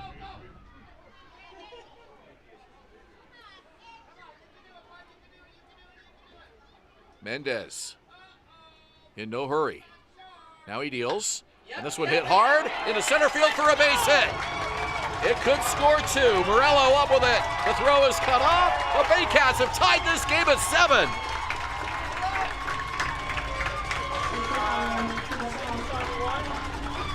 Hernandez brothers pairing up to get back into this game, and just like that, back-to-back 3-run innings for Barrie has this game tied at 7. You wouldn't really expect it off of Davy Mendez, first earned run of the season against him. But what looked like it might be an insurmountable lead, 7-1 earlier in this ball game, not so much so. It's now a tie ball game. And that is why none of these fans left early. Despite trailing 7-1, as you mentioned, the Baycats 3 in the 7th, 3 in the 8th, and erase everything. It's a brand new ball game tied at 7. Runner on for the Baycats, Brandon Hernandez, the hit of the ball game so far, bringing in 2 with a base hit. First pitch strike to Willie Garcia. Johnston and Francisco Hernandez both scoring on that base hit. 4th hit of the inning for the Baycats. They're now out hitting Welland 12-10. And a chance to regain the lead here. Willie Garcia at the plate, 1 out. Swing and a miss. And a blown save now for Davy Mendez, something that we don't see too often. Still eligible for the win if he can stay in this one. We'll see. 7-7 tie. Well, Carlos Sano is warming up in the Baycats bullpen. He has been the last couple batters. In case Barrie can get a lead, he'd be on to close this one out, but Barrie needs at least 1 more to have that opportunity. Here's the pitch, and it's up high. 1-2 as Garcia lays off the high heat. Still just 1 out in this inning, and that was the first batter of the inning. Tristan Clark struck out against Scott Gillespie. We'll see if Garcia goes to a breaking pitch here on 1-2. He's ahead of the count. Want to try to get Garcia to chase one and get this second out of the inning. Runner leads. Here's the pitch. And it's in tight. 2-2. Well, he did go to the breaking ball, but a bit too far inside on Garcia, and he saw it all the way.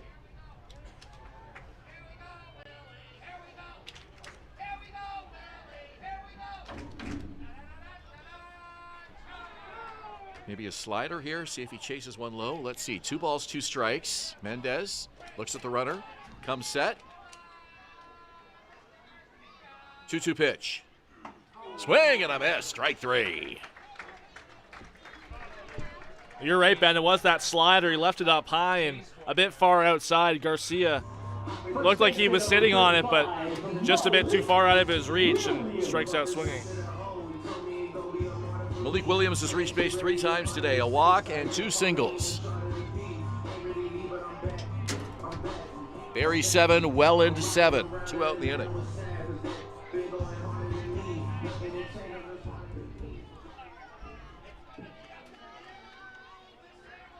And who will pitch the ninth for the Baycats? That's a big question. A high pop-up, and it is foul. Brad Grieveson was warming. Ramon Enriquez had worked 2 innings of relief for Frank Garces.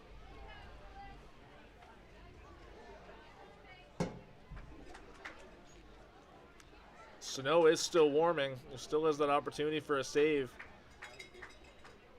Grieveson standing by in the bullpen. Runner at first is Brandon Hernandez. Haven't seen him make an attempt yet. He was leaning a little bit. Pitch is on the outside corner for a strike, much to the dismay of the fans behind home plate. Willie Garcia had a couple of pitches that he didn't like that were that far off the plate as well.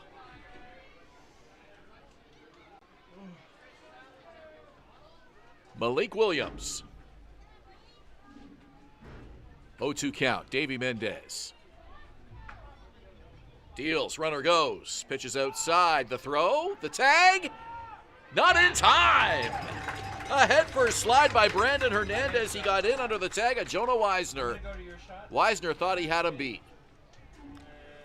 Looks like a nonchalant throw from Robert Mullen behind the plate. He caught that breaking ball outside and didn't even really make an attempt to stand up through from his knees, and that might have been the difference to Hernandez being safer out. Well, it was a nonchalant throw, and I actually thought Mendez might throw his glove up and just intercept that.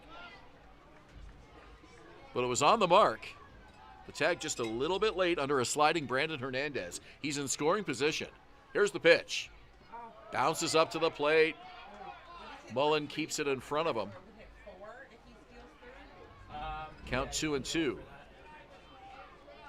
See how big that stolen base might be. Well, puts a runner in scoring position. Malik Williams has been known to be a really solid run producer for this team. It could be the difference in this ball game, and that was a very close play at second. 2-2 the count.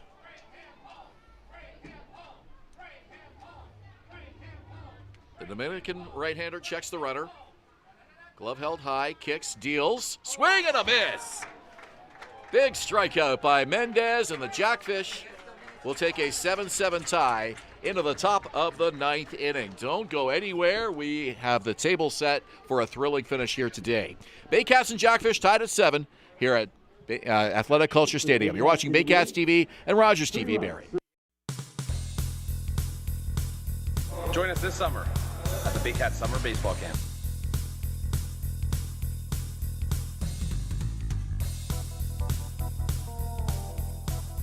See you this summer.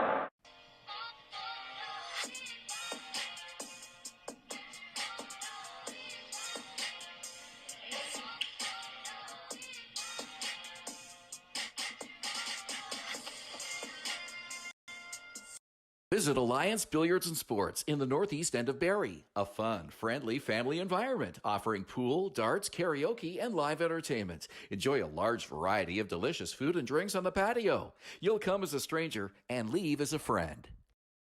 The Collingwood Brewery at 10 Sanford Fleming, producing delicious lagers, ales, and seltzers since 2014. The proud home of the Baycats Brew. Check out their retail shop and tap room and select products at the LCBO, beer store, and grocery stores. Cheers and go Baycats!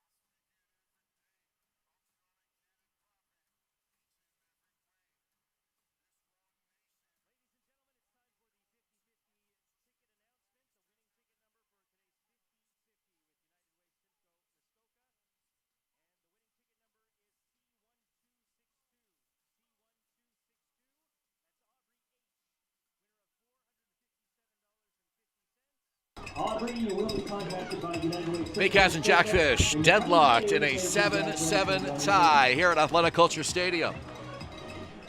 Baycats looking for their first win of the season over Welland, and Carlos Sano will be the third Barrie pitcher of the afternoon. Back-to-back outings for Carlos Sano. He had a save on Thursday night against the Brantford Red Sox. That was his first of the season. Actually got the start in the first game against Welland this year, pitched a scoreless inning. But this is a really important situation for Barrie. Not a save situation with the game tied, but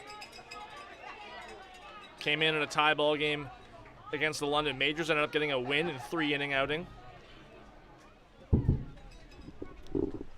32-year-old right-hander from San Cristobal, Dominican Republic. Luther, the number 9 hitter, to lead it off. And now time is called.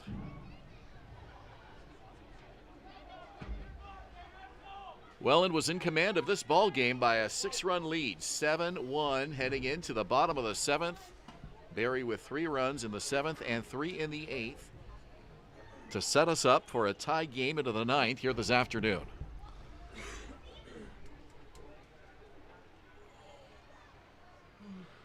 Sano from the stretch, kicks, deals, and a high fly ball to center field. Clark, a couple steps back, reaches up, takes it for the out, 1 away. Sano only needed 9 pitches on Thursday night to retire the side and close out that 8-6 Barrie win. But much tougher lineup to face now, especially going back to the top with Jonah Weisner here. Weisner with a couple of strikeouts, then he singled and scored, then drew a walk. Yeah, he'll be happy with that. First offering from Sano, it's a called strike. Oh, there's just something that we put on the line score if we win and when it's not a walk-off. There's like an X. Josh loves it. We call it the sweet X. Oh, okay. 1 out, nobody on here, top of the 9th.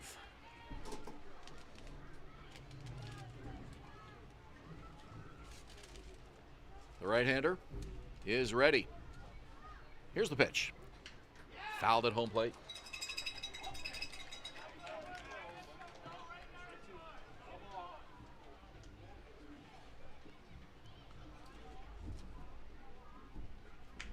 Seven runs, 12 hits for Barrie, 7 runs, 10 hits for Welland. Here's the crowd behind Carlos Sano and an 0-2 count.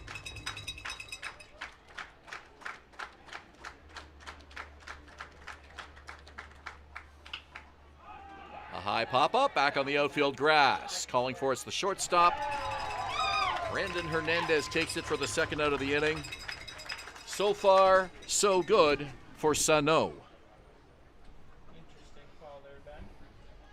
Center fielder number 11. Gio Morello. You didn't like that one. 2 away. Here's Gio Morello. Sam liked it. That's all I care about. Some might say that could be an announcer's jinx. I don't know. You give us far too much credit for any outcome that might happen on the field.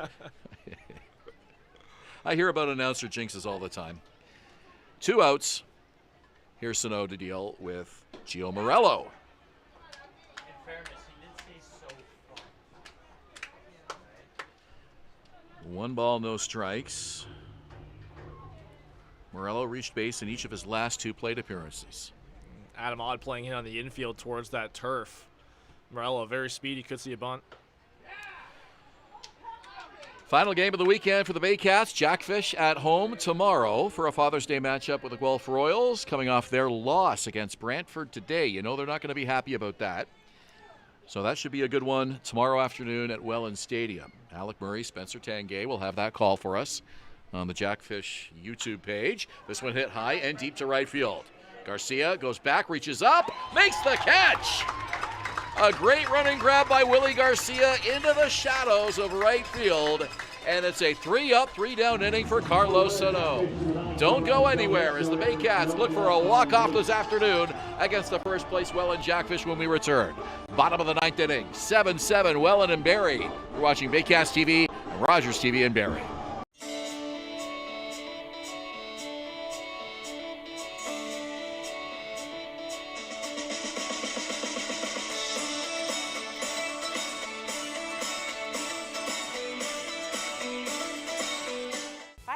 Fans from 400 Chrysler and Barrie Chrysler Dodge Jeep Ram. This year, we are the community partners of the Barrie Baycats.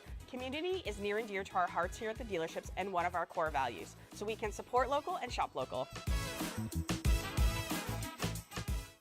Visit Alliance Billiards and Sports in the northeast end of Barrie. A fun, friendly family environment offering pool, darts, karaoke, and live entertainment. Enjoy a large variety of delicious food and drinks on the patio. You'll come as a stranger and leave as a friend. At Domino's, mix and match any 2 or more pizzas and sides for just each. Like when pizza night's more like pizza and lava cakes night, or pasta and stuffed cheesy bread night, or we're gonna need a bigger table night. Mix and match Canada's favorite pizza and more at Domino's.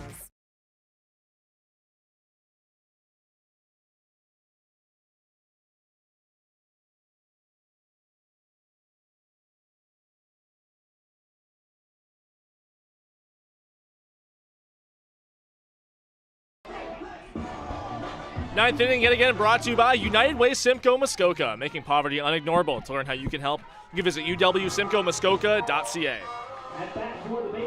Ryan Rio will lead it off for Barrie here in this bottom of the 9th inning.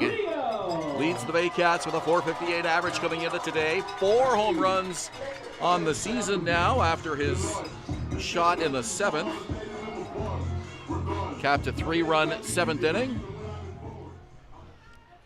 And he will face Davy Mendez here in this 9th inning. Takes the first pitch. It's a called strike. Barrie comes into this game 0-3 so far this year in one-run games. Welland has only had one one-run game, and it was Davy Mendez getting the save here just a week ago. Swing and a miss. Rio chasing one low. 0-2. Way out in front of that breaking ball. Mendez with a blown save today, and he is the pitcher of record at this juncture. 7-7 tie. Mendez steals the 0-2 pitch. Rios takes a called third strike. Quick word from Mike Kinnear as he heads back to the dugout. Just what Mendez needed, a first pitch strikeout. Fielder number 20, Nolan Macabrota. Here comes Nolan Macabrota. Macabrota has reached base twice today.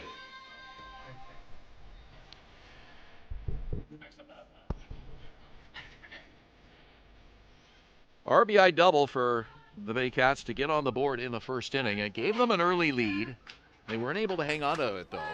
Welland scored 5 runs, 2 in the second, 3 in the fourth. Sorry, 2 in the fourth, 3 in the fifth. Built a 6-1 lead, 7-1 after 6.5 innings.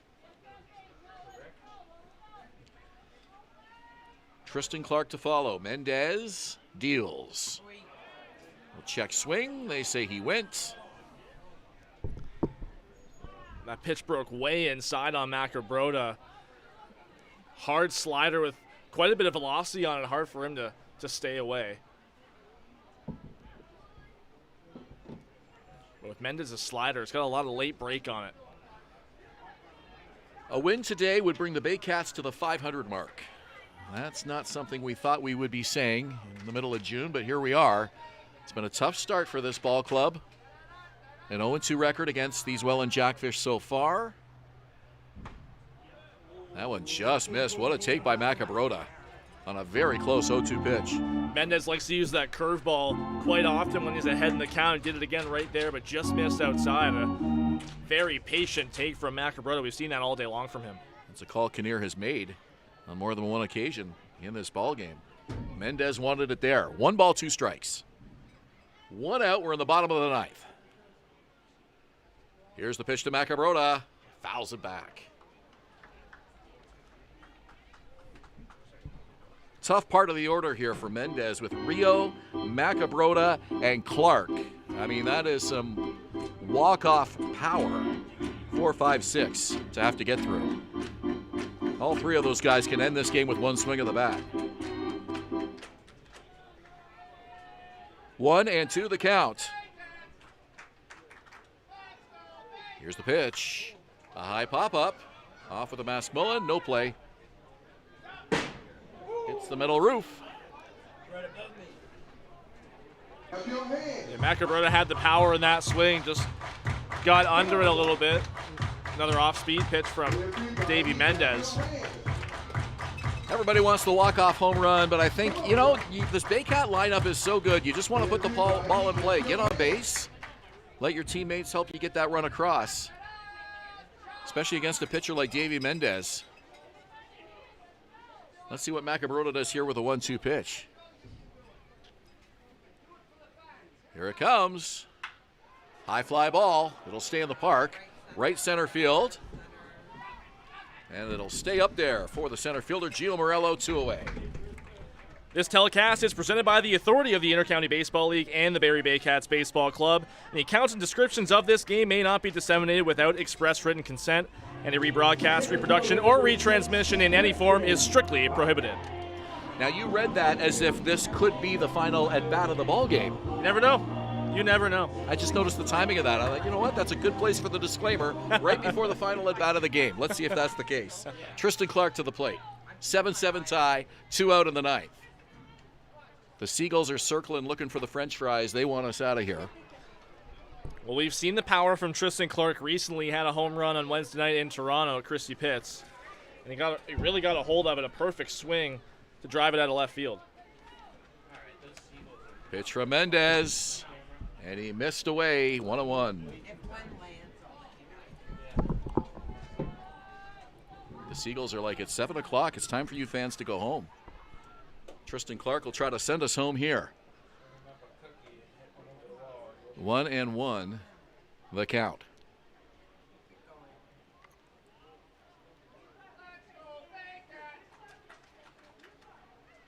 Swing and a miss.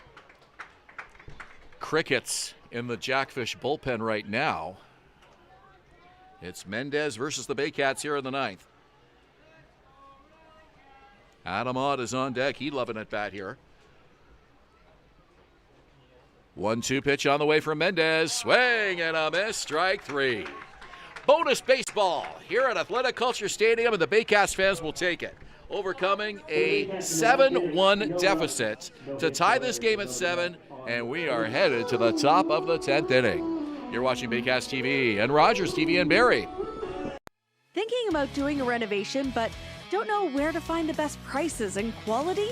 Go to Reno Liquidation Depot, where you'll find vanities, flooring, toilets, exterior doors, and so much more. Visit Reno Liquidation Depot today.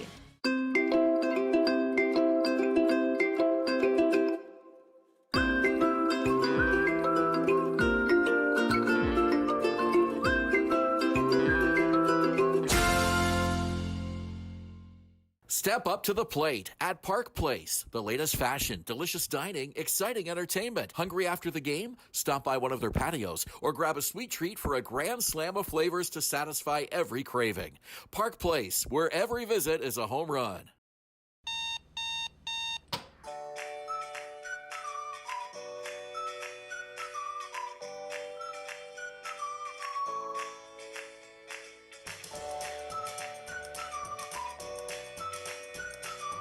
The only North Barrie Market, your go-to for homemade meals, catering service, and the freshest locally sourced meat. Get ready for an unforgettable barbecue experience with Barrie Best Barbecue coming soon. All at North Barrie Market, 580 Bayfield.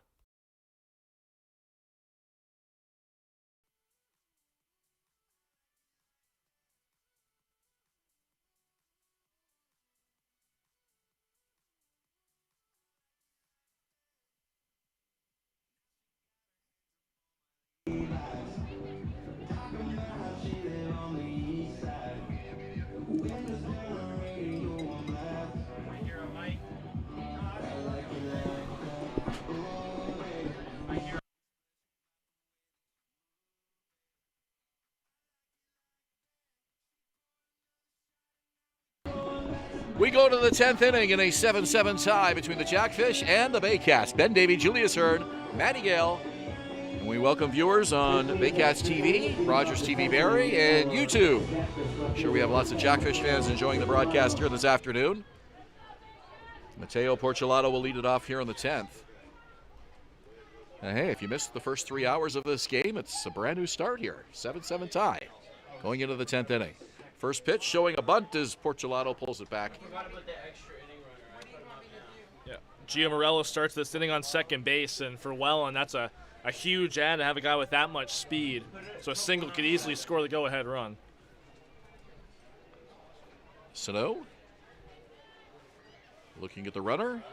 Now looks in for the sign. Checks the runner again. Kicks and deals.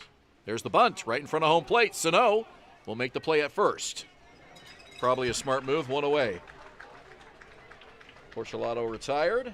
Up 90 feet goes Morello. The catcher, number 23, Robert Mullen. That's a smart play. Get the runner over, and I think extra innings really allows for that now with the ghost runner, so to speak, on second base. Kind of promotes that small ball approach, because even a deep fly ball could score a run here. Well, that's the thing. You could have a bunt to advance the runner, a sac fly to bring the runner home, and then a strikeout. And then if the other team doesn't score in the bottom half of the inning, you won the game. Called strike. Robert Mullen has not reached base today. But in the same token, if you allow one, you still have the winning run at the plate in the bottom half. Yeah, you have your chance. So can't argue that it's not fair both ways. They're in on the grass just a little bit. There's a called strike. Middle infield, the Hernandez brothers were a good 2.5, 3 steps in on the grass. They'll move back to a more conventional position here, I would think, with 2 strikes. Well, Mullins hit 2 ground balls to the left side so far today. Even with 2 strikes, they're still in a little bit more than usual. Good chance for Mullen to slap one by the infield here if he can. Here's the pitch. To short. Hernandez looks the runner back, drops it, makes the throw in time for the out. Brandon Hernandez with a nice effort to stay with that ball. You could tell that runner at third was in his head. Really smart play to even look the runner back and have the awareness, and it didn't even look like Morello really moved off of third base after a clean fielding play by Hernandez. Dropped it after looking at the runner, but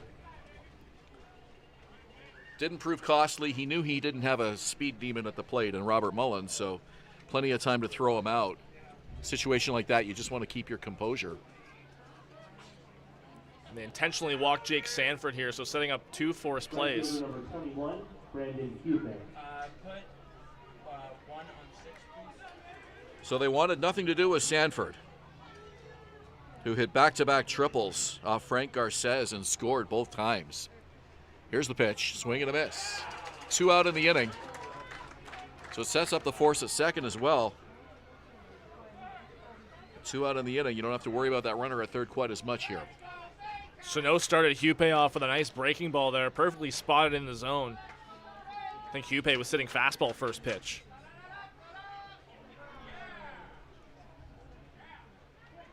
Swing and a miss. No balls, 2 strikes. Sano bluffing a throw over to first there on the runner at an unexpected moment. No balls, 2 strikes. Runners on the corners, 2 out.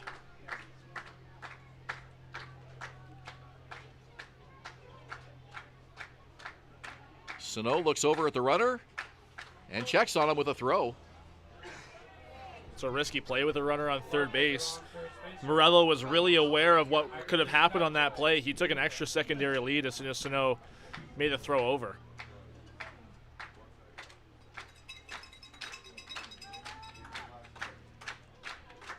Carlos Sano is ready. Pitch to Hupe, and it's in the dirt off of the mask is Johnston. Runners stay put. And a clean baseball for Carlos Sano and a 1-2 count. That was a really nice block from Andrew Johnston. Kept that glove in between his legs as he slid over to the left-hand batter's box. A play that definitely could have saved a run on its own. Absolutely. Grayson Barrett, the first baseman, on deck. Sano to Hupe. Swing and a miss, strike 3! Carlos Sano fired up as he comes off the mound, and the Baycats will get another chance to walk it off in the bottom of the 10th inning. Welland 7, Barrie 7. You're watching Baycats TV and Rogers TV in Barrie. Highview Contracting Group in Barrie and Simcoe County, offering award-winning hardscape, interlocking, pools, excavation, and more. Call 705-985-7669 or highviewcontracting.ca.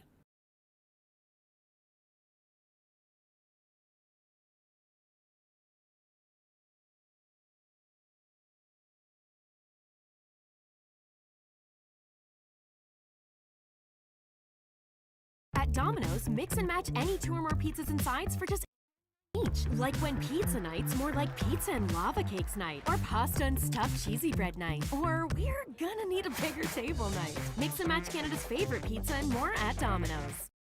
Danielle May Real Estate, supporting the Barrie Baycats and ready to help with all of your real estate questions. What is your home worth? Should you sell now or wait? Danielle is dedicated to your success. The next time you think real estate, think Danielle May.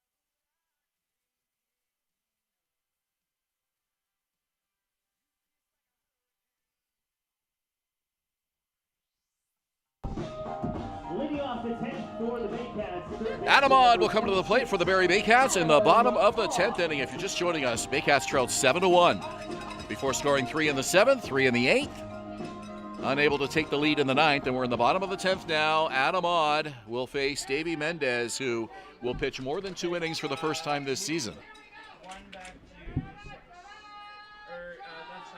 Runner at second is Tristan Clark, so Odd could end this game with a base hit. 7-7 tie. Mendez, first pitch, swing and a miss. Odd was trying to end it right there. Odd's always the guy that really comes up with a big, aggressive swing right off the bat in terms of these clutch situations, and the Baycats need him here the most. You see Jake Sanford playing in now at third base. We're not expecting a bunt here from Adam Odd, especially after that big swing. On the ground to first. They step on the bag for 1. That's all they'll get. Runner advances to third. Solid play by Grayson Barrett. But the winning run is now at third base.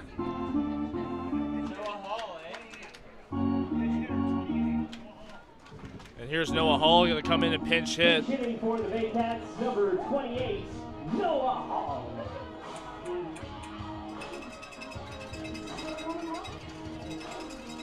Andrew Johnston this afternoon, a walk, hit by a pitch, and 2 strikeouts.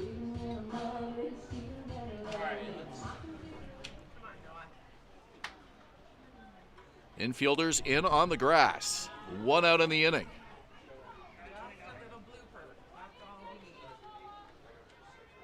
Hull is ready. Mendez deals, swing and a miss.